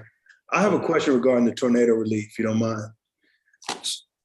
Have we been able to lock down the insurance proceeds and the cost for repairing the buildings that were still in the air? So to answer your question, Trustee Johnson, we are still working with the insurance company. This was a pretty massive undertaking for that. So as projects, it's really as the projects are being assessed and evaluated, that's when the adjusters are also looking at that as well. Dr. Johnson, Chief Johnson, you may want to chime in on that if you. Yeah, Dr. Johnson, you had a major role, well, more of a role, especially since what's his name left. Good afternoon, Mr. Chairman. It's afternoon, 12:13. What we did, Trustee Johnson, we worked with the insurance company and the different agencies, and we did a preliminary analysis of the property, and we came up with some costs. And we didn't agree with the cost, so we were going back and forth. And what we agreed to do was take that amount of money and start drawing down from it. And then we would go back and reassess the things that the areas that we disagreed upon. So that's why VP Allen said that there was some ongoing cost things that we're dealing with. So we didn't want to hold up getting the facilities constructed, that we could go ahead and get started given the supply chain issues that we were having. And so you'll see some greenhouses are coming up as we speak. And there's some other facilities on the drawing board to be replaced. But we were going back and forth with the cost. So we were trying to narrow down what their estimates were versus what our estimates came out to be. It's all a part of our comprehensive master plan that we're trying to get all together so we can include it in the master plan. The cost to replace, I mean, as you know, replacement cost goes with the cost to replace existing capacity. It's not so much what you pay for it. And so we have to make sure we can reconcile if that comes up again, that it can be reconciled. It's not the cost as we know it, historical costs in accounting. It's more replacement costs. Cost to replace the existing capacities is the definition that we're using. I would just caution, I've had several situations recently where I've had clients or people that I've worked with settle with insurance companies as a result of that tornado. Yes. And the issue is that they're tending to pay the replacement cost based on the date the event happened, which was March 3rd, 2020, right? And the issue is that costs have skyrocketed since then. So every day that we wait or every day that we don't have a settlement, we have to be very careful that if we agree on a number, but it takes 3 months to get the money or for us to start or another 6 months, the cost might have gone up 30%. So we just have to be cognizant of that and careful that as we settle and as we take money to rebuild these buildings, we need to ensure that we're going to have enough to do the work that we need to do. And I just caution as the longer it goes out, the more careful we have to be with ensuring that we have enough money to at least get it back to where it was. So, you're correct, Trustee Johnson, and that's part of the delay is because what we're doing is a company who bids on the project. We're not going to allow them to adjust the cost after they lock in a bid. So that's part of the delay. All right, thank you. My question is this. Is this with an insurance company or are we self-insured through the state of Tennessee? We were self-insured for a particular dollar amount. And once we exceeded that dollar amount, then the insurance company, along with the FEMA claim, were to kick in on items that were covered. I see. Thank you, Dr. Johnson and Dr. Glover and Attorney Johnson. Thank all of you all. Mr. Allen, I want to go back to something that is important to me. I was reading page 111 and it says the consultants are scheduled until March the 31st, 2022 for the banner situation. If for some reason or another, you make a determination that you need them longer, like June 30th, what's that possibility? That I will check with our Chief Information Officer. I know we had that scheduled that 1 month that they were able to schedule us. We have so many hours per our contract, Chairman Lewis. So if it is needed, I would say that we will be able to work with our Aleutian consultants to get them back on campus as needed. VP Allen, I'd like to add to what you said that the answer is absolutely yes. We will. We'll extend it to as much as is needed without a question to support whatever you need. So that will be done 100%. Well, that makes me feel a lot better. Thank you so much. And I hope that you all will extend them and do what you need to do based upon a lot of information that was pointed out this morning. Mr. Lewis, may I ask a question, please, sir? No, actually I have two questions. Okay, question about banner one. I want to, I would suggest that we make sure that the people learn how to use Banner intensively and be able to drill down, because Banner has a lot of drilling that you can do to produce information. And if we don't maximize the use of the system, then we can't lower our per unit cost of using that system. So I think that's very important. But since you mentioned Banner, what happened to the IT issue? What happened? Did we get IT fixed? Yes, Chairwoman called. IT is fixed. If there's any issues, please bring it to my attention. But they have been working diligently in several areas to bring things up to speed. We've also responded to the audit and fixed that, and have made sure we're bringing in consultants from Lucian, just as we should have prior to me assuming responsibility for them. And we're going to utilize it and make sure that we get full and complete return on our investment in Lucian and what they need to do. Okay, in terms of IT, I would just like to see if we could, one, I'd like to see a report of those items that we had a problem with. And I'm sorry, someone say something?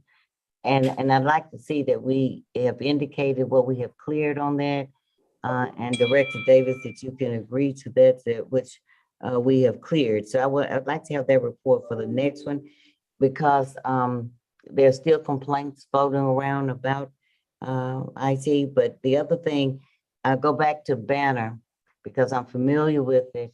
It is of utmost importance that the staff learn how to use Banner to its fullest.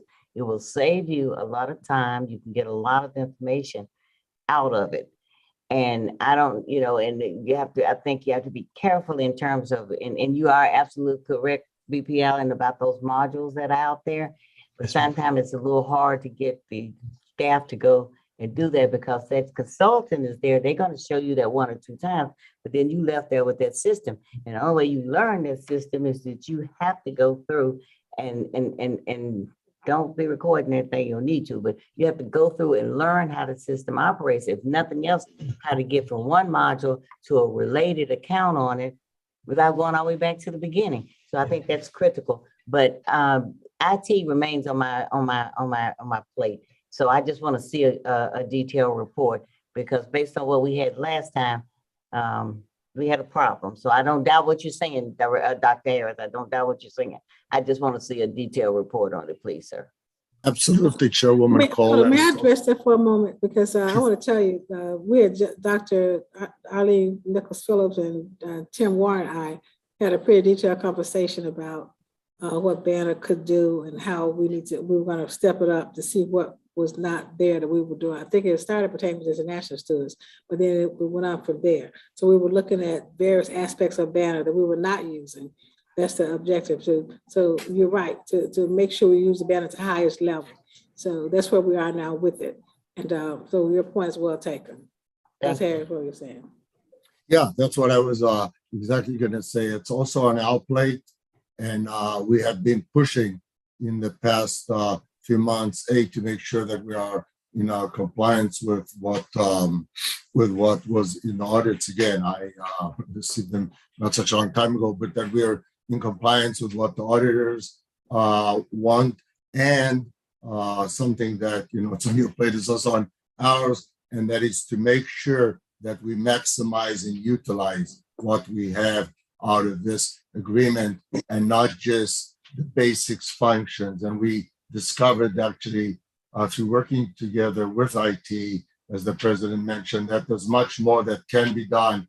We've sent, we've been working with Enrollment Services Office, IT, sending people over there. They've been working with IR. There's several areas that we have made our expectations clear, that we must have consultants on campus. They must be working with all that are needed, A, to put in new systems, and B, to make sure, as you said, Chairwoman Cole, that people know how to use it, and that it's not just dumped in front of them and walked away. So we absolutely agree with 100%, and it is on our plate. Well, Dr. Harris, I'm glad to see that we're eating the same food, since it's on your plate also, okay? But 100% daily. I'm going to tell you the same thing that I told VP Allen. Now, this is yours. Yes. Because I had some real concerns about IT at the last meeting. I think you all talked me down off of that. And I just think we got things going on uphill. We have money coming in. We got things that we got new audits coming in. And if we don't keep this operation together, we've got national presence with the president being in the White House, etc. If we don't keep this thing together, and especially from a financial and operations standpoint, we got a problem. Okay, so I'm just telling you the same thing I told VP Allen. It's yours. I want to see the detailed report, and until I see it, I understand what you're telling me, but till I see it and I can read it and you can explain it to me, because I don't pretend to know IT. I do pretend to know Banner, but I don't pretend to know IT. Okay, but I want to know that all those items that we had problems with, that you can explain to me, or you all can show me where they have been corrected. I just know, all I know is it was a problem I want to correct. So thank you so much. We're on the same, we on the same plate. We all right, okay? Yeah, we agree, accept, understand, and took what you said at the last meeting very, very serious and sprung into action. Okay, thank you. Thank you, Mr. Lewis. You're more than welcome, man. If I may add. Right ahead, Mr. Allen, go ahead. I'm sorry, I didn't mean to interrupt you. From the consultant standpoint, Charlie's been great. Again, we meet with Charlie actually several times a week. When we do that, we bring different folks to the table to utilize and maximize the time that we have with him actually being on site. So I'm glad to report that. And Dr. Cole, with your experience and knowledge of the system, I think it's great to know that we do have staff that understand it, but there's some of those little tricks to the trade that can make things more efficient for doing your job as well. So we're really managing the consultant his time as we move through this process. Yeah, send me a list of those real little tricks so I'll have them, okay? That's right.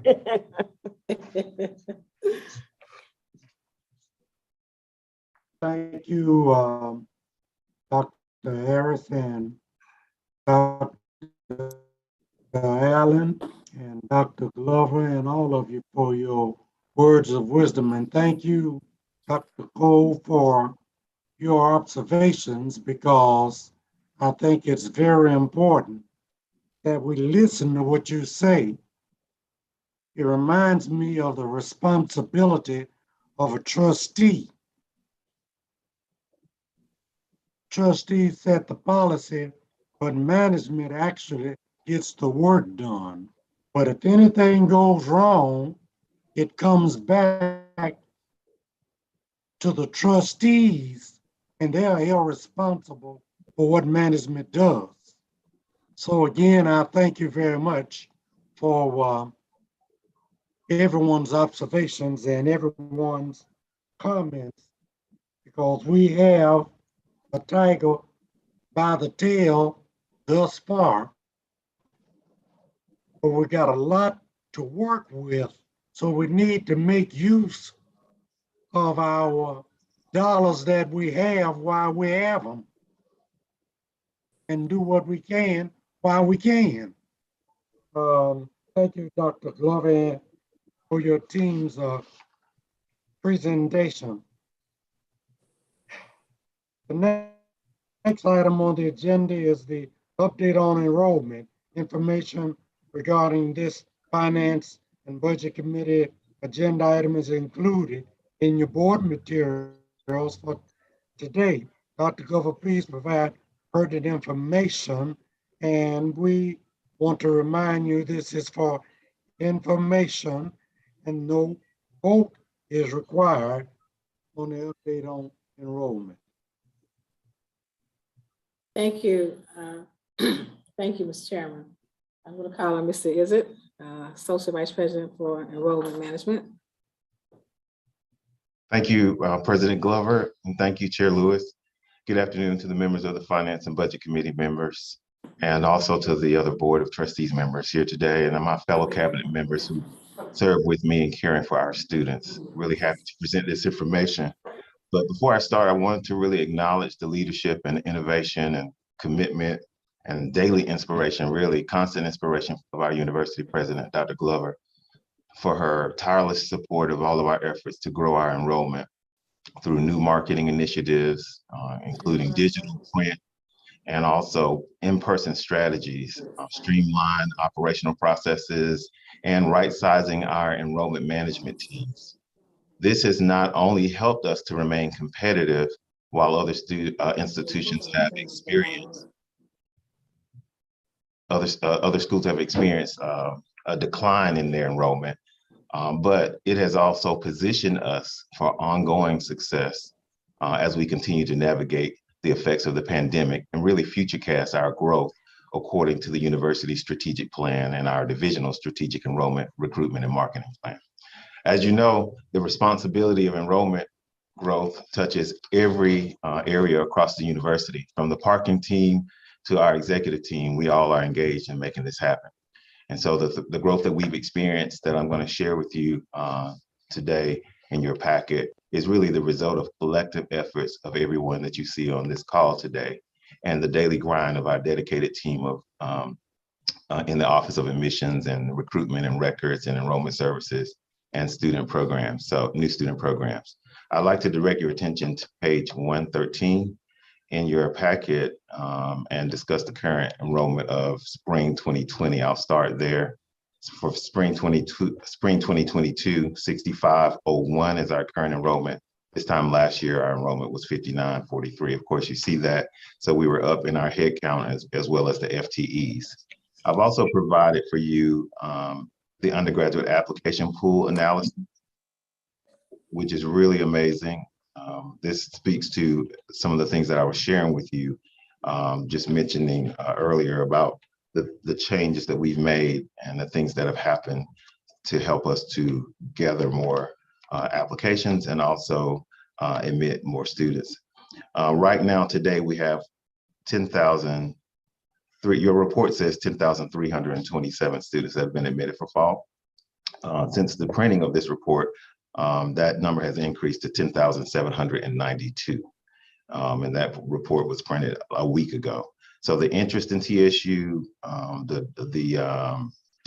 the excitement around being at TSU, it's really heightened. As you can see, this time last year, we were only looking at about 3,334 students that have been admitted. And even last year, that was more than the previous year. So really pleased with the work of our teams. I've also provided other data charts there for you. We use several indicators to look at what that fall enrollment class is going to look like. In terms of our enrollment process, we look at the intent to enroll form being completed. We look at the number of students who have paid their housing deposit, which my colleague, Dean Stevenson, mentioned that it was in 2 weeks, we had over 1,000 students. Really, we reached 1,000 during that first week that the application was opened. And then new student orientation, we have about over 1,000 students who are already registered for new student orientation, which will be on ground this year. And we invite any of you who are able to come and participate or observe that process. We're excited about some new initiatives through the new student enrollment, new student orientation process. On page 116, I've listed a number of our high yielding recruitment efforts, and then also our retention efforts. They're also included there. I want to highlight just a few. Of course, the Dr. Levi Watkins program continues to be a trendsetter, and other universities are now dialing up their programs for accelerated programs for African-American students who are going into the fields of medicine. We also have a cohort from Florida as a part of the We Are 5,000 movement. We have a new initiative with the computer science department, students from MLK. There's so many wonderful things that are happening, and it really, like I said, is a university-wide effort. I'll close by just saying that enrollment growth happens in 2 ways. And we're focused on not just bringing in quality students, which I anticipate our average GPA is going to continue to increase as it has been over the last few years, and the average test scores are going to increase, but also maintaining the current students that are here. And so we've put a lot of effort into, President Glover mentioned it earlier, the first year experience, making sure that the advisement is a quality experience, making sure they feel supported in and outside of the classroom, and then partnering with other units across campus to make sure that students really go through the process of their first year and feel supported so that they will continue their matriculation here at TSU. So focusing on getting quality students in the door and maintaining those students so that they can matriculate, perform well, and graduate and increase their graduation rate. I'll stop there, and appreciate it. Thank you, Dr. Glover, for allowing me this opportunity to present this morning. I don't have anything to add. Dr. Glover, can I add one thing maybe? Yeah. Okay, I just want to point out that we started this year registration based on the initiative of President Glover on March 1. So we brought it a month earlier, and that was a tremendous impact and helped us register earlier students. I had one question, Dr. Glover, Mr. Izzard. What does in-state versus out-of-state enrollment look like as a percentage if you don't have a number? Yeah, we're typically around 50-50, close to 50-50. It varies. For applications, but for last fall, it was about 31, a little over 30% for out-of-state. Applications, we got a lot more applications, and then, because it's higher, the tuition is higher for out-of-state. I meant applications, actually. Yes. Oh, okay. Thank you.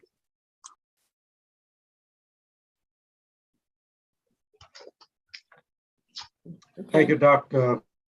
Glover, and for your team's presentation. The next item on the agenda is the Can I ask report. one question? Yes, ma'am. I'd like for Quickly. you to. I'm sorry, Ms. Dillon, congratulations on your work here. This application total, that includes both, that's head count. I mean, that's actual number of applications, right? Okay. Yes, ma'am. All right. I will say, just to make you aware that your Dr. Levi Watkins program received a lot of press at Meharry.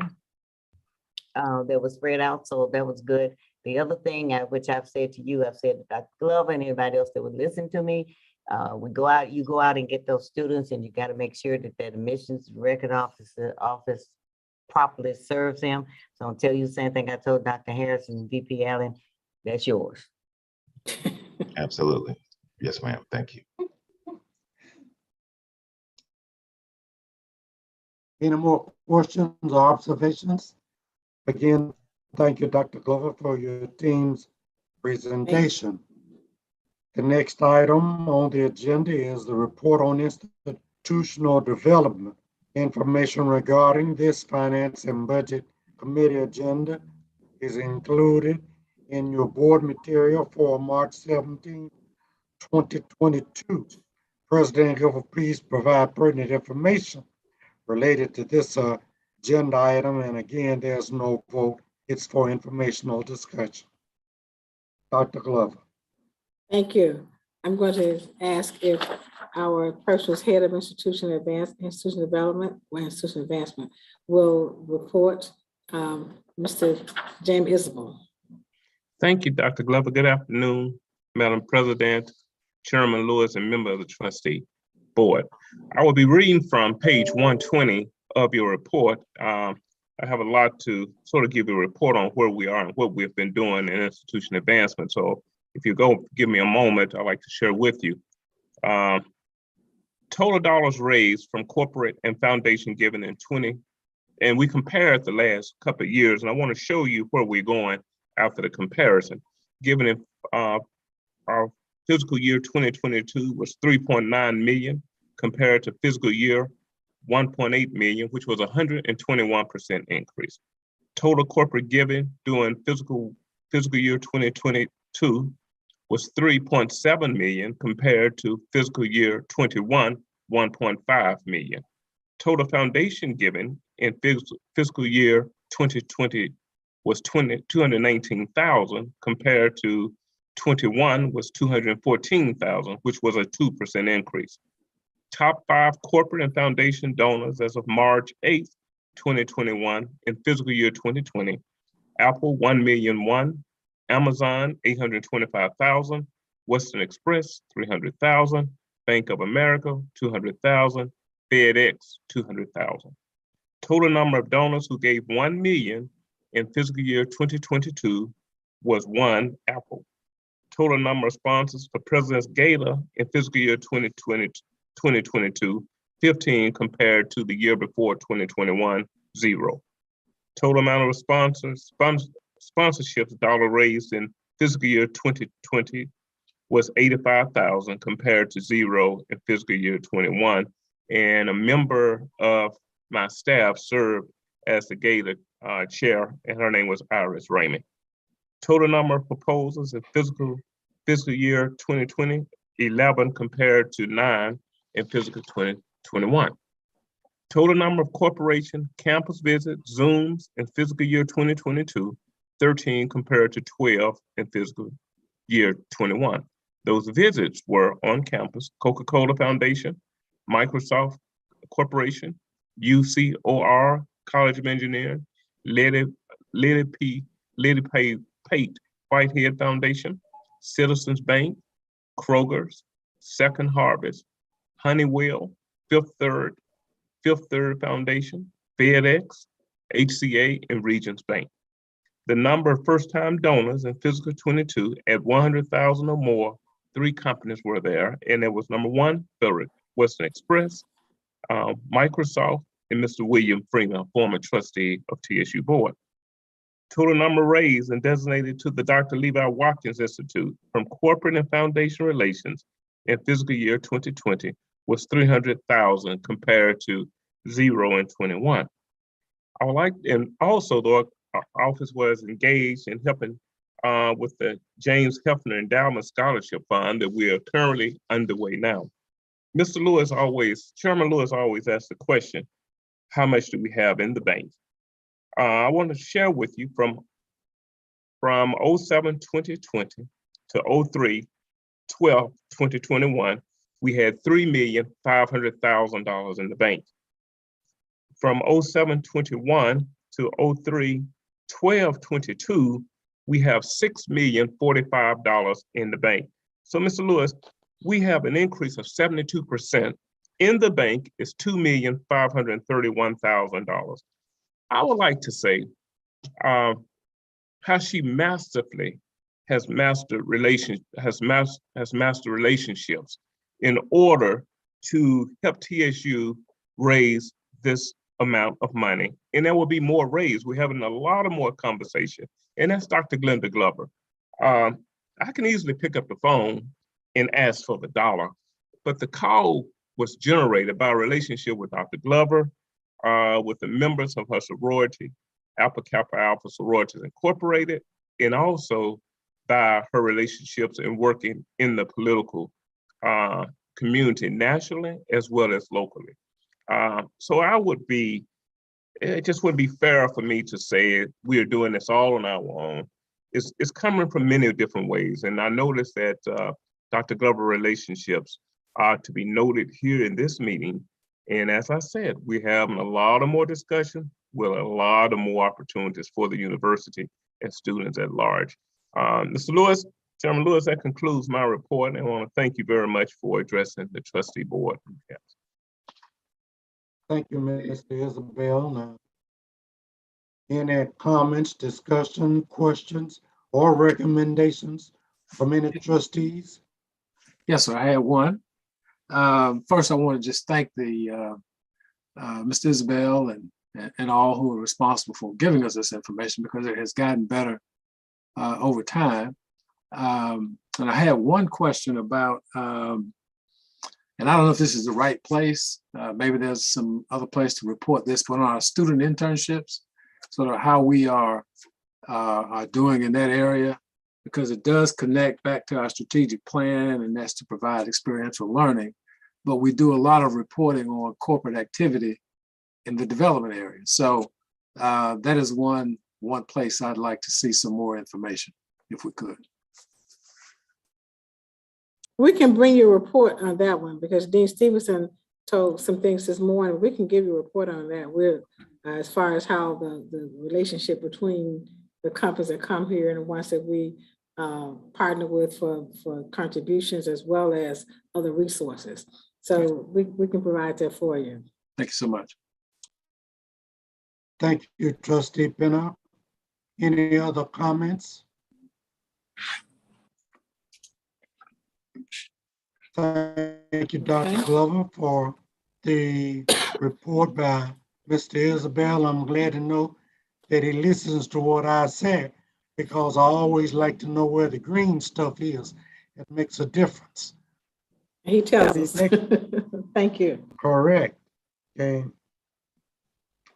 The next item on the agenda is a report on athletics regarding this Finance and Budget Committee agenda item, and is included in your board material. President Glover, please provide pertinent information related to this agenda item. And again, there is no vote. This is for discussion. Good, thank you. I'm going to ask our athletic director, Dr. Mickey Allen, to provide his report. Thank you. Thank you. Good afternoon, Madam President and TSU Board of Trustees.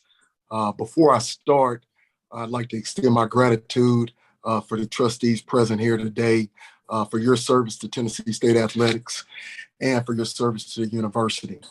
Of late, I know there's been a lot of news and speculation and unofficial reports on social media and various platforms regarding TSU Athletics, our conference affiliation, and the university's position on where we are with the OVC, the Southern Heritage Classic, and amongst some other topics. And so today, as I've always done, I'll provide that's official in this forum in response to some of these topics. The first is the OVC update on 2/2/22. The Big South Conference and the Ohio Valley Conference announced that there'll be an alliance formed between both conferences beginning in 2023 for the NCAA Division I football season. The members included from the OVC are Tennessee State, UT Martin, Tennessee Tech, Southeast Missouri, Eastern Illinois, and Murray State, with the addition of newly added Lindenwood University for 2023.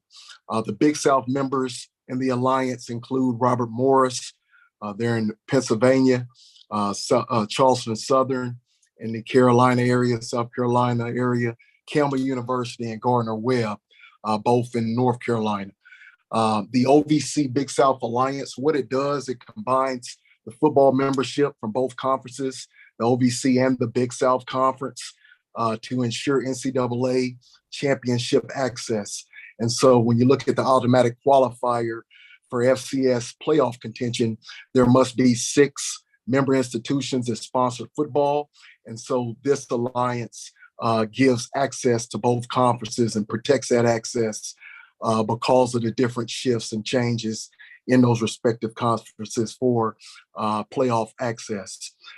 Additionally, the Alliance provides the football member institutions a schedule of games against all the teams in their respective conferences, as well as additional games against schools from the other conference.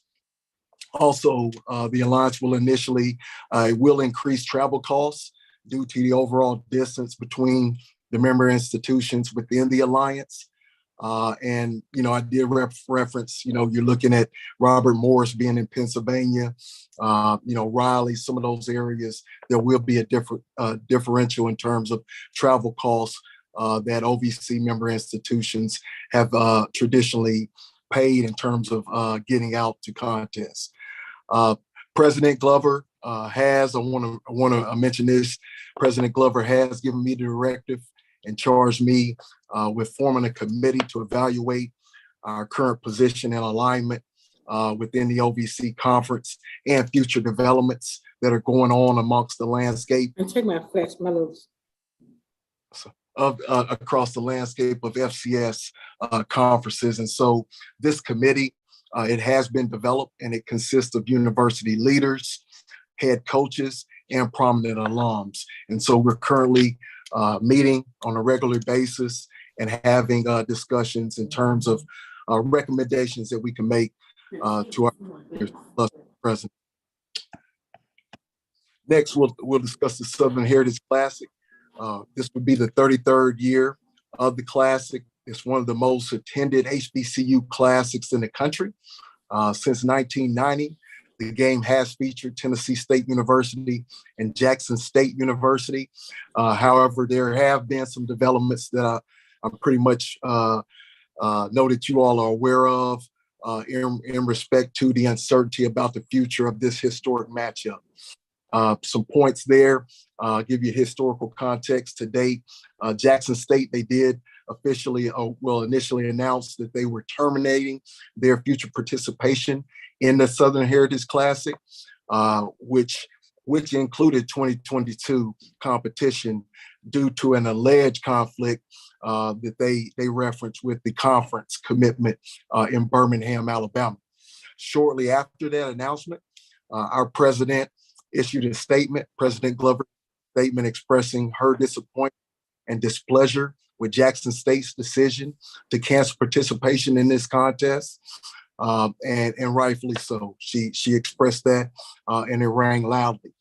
Jackson State then announced that it will participate now in the 2022 Classic, but will not participate in the scheduled games for the years of 23 and 2024. To date, I want to make sure that each of you all know here that there are ongoing discussions about the future of the Southern Heritage Classic and alternative options. We've talked to Mr. Jones, and obviously, as President Glover made everyone aware and communicated, we would like to continue, Tennessee State would like to continue playing in this game because of the impact that it has on the Memphis community and for the overall state of Black college football and for our institution.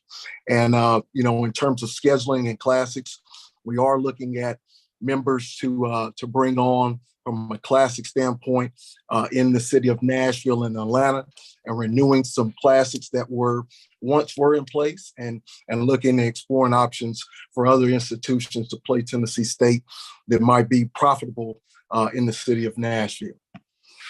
From a facility enhancement standpoint, I would like to mention that, as we pursue comprehensive excellence academically and athletically, we do recognize how important athletic facilities and enhancements are to the overall experience of our student athletes.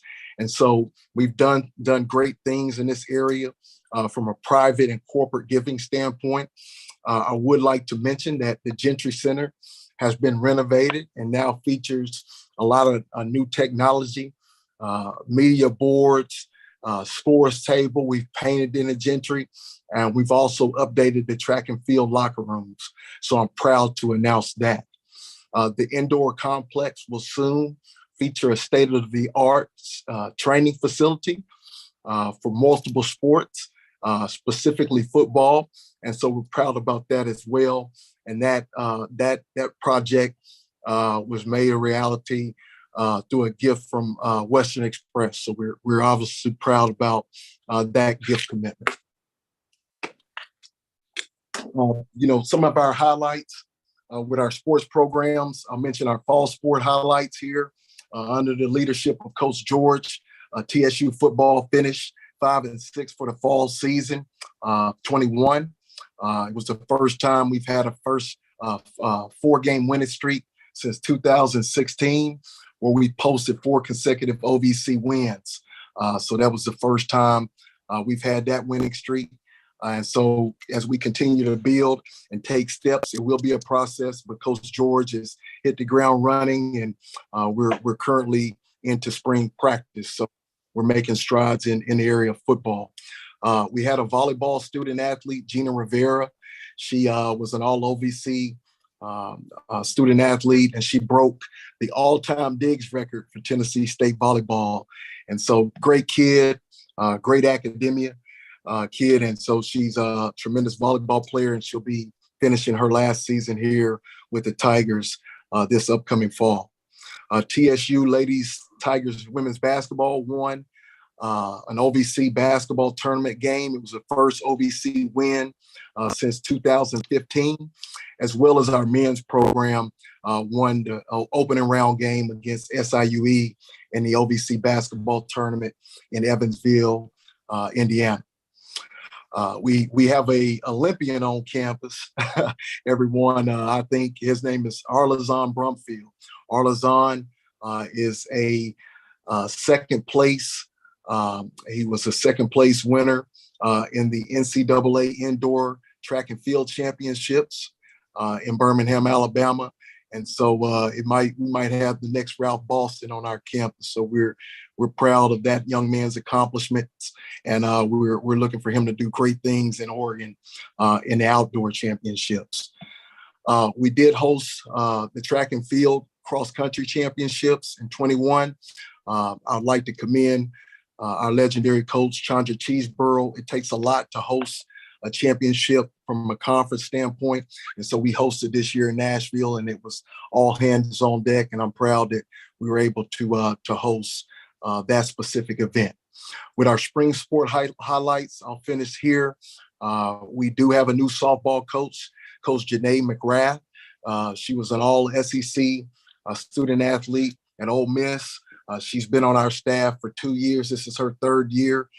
She's from Memphis, Tennessee, and she won her first contest at the River City Classic in Vicksburg, Mississippi, against Grambling State University. And so we're proud about that 1-0 win there against Grambling. We also have a new addition to our tennis program, head coach Todd Smith. He's from the University of Tennessee, an all-SEC player there, played professionally, was a renowned trainer in the tennis space. And so he notched his first program win against Cumberland this past February. And so we're proud about the direction of our tennis program under Coach Smith's leadership.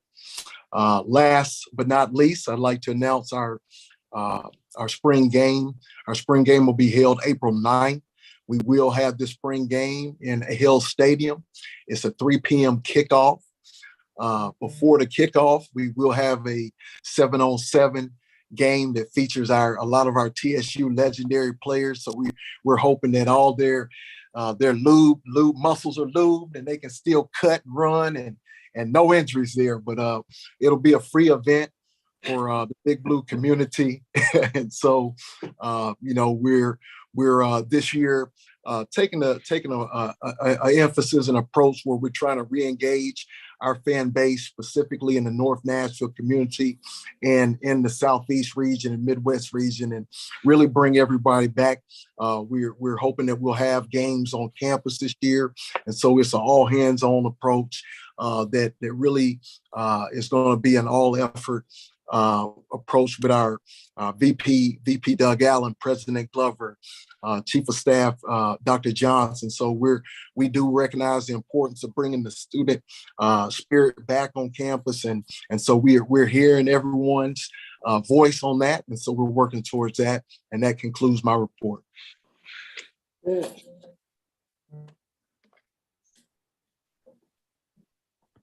Dr. Glover. Yes, sir. Thank you for your team's presentation. It sounds like I might get a chance to come back to the hold after 50 years of being gone. We're gonna play some games there. We're working on it so it can be safe. That's our biggest issue. Dr. Make sure we have Nikki safe. Allen, I look forward to seeing you. Absolutely. Trustee Lewis, can I make a comment, please? If you do, Pam Martin, my friend, I'd appreciate it. Thank you, sir. I just want to say thank you to President Glover for reaching out in regards to the Southern Heritage. I believe if she had not expressed her disappointment, there would not be a game this time. So thank you for doing that. You are absolutely correct. It was unbelievable that they pulled out and were trying to pull out at the last minute. So thank you for at least saving one additional game. Well, thank you, Mr. Pills. I mean, we wrote in addition to the public letter, we wrote a very hot legal letter and sent it to them. That's not public. Oh, now where's that game normally held, Dr. Glover? In Memphis, Memphis at the stadium, Liberty Well, Bowl. I thought the reason I asked that question, I thought you might know something about that city. Thank you so much for bringing it to our attention. Thank you. Is there any additional business to be brought before this committee? Chairman Lewis, I just want to mention, you had asked about the allowance for FY20 and it was 7.3 million. Thank you, Doug Allen. You're all Yes, right with me. You go back and get that information, don't bring up something if you don't know the answer to it already. So I want to know exactly how that happened, all right? Yes, sir. Thank you. Being no additional comments, I would at this time accept a motion that we adjourn. So moved. Any discussion on that? Secretary Pendleton, please call the roll, please. Thank you. I take it that you are seconding that motion then. So that is correct. I know how to do good. Thank you, sir. Record me. Trustee Lewis, Aye. Trustee Corbell, Aye. and Trustee Andre Johnson. Aye. 3 ayes. Oh, very good. Now, Trustee Lewis? President Glover, are we adjourned until after? Yes. go The and motion, try to get a the motion bite to eat? carried, right? Yes, it did. I apologize. Okay, so Motion is carried.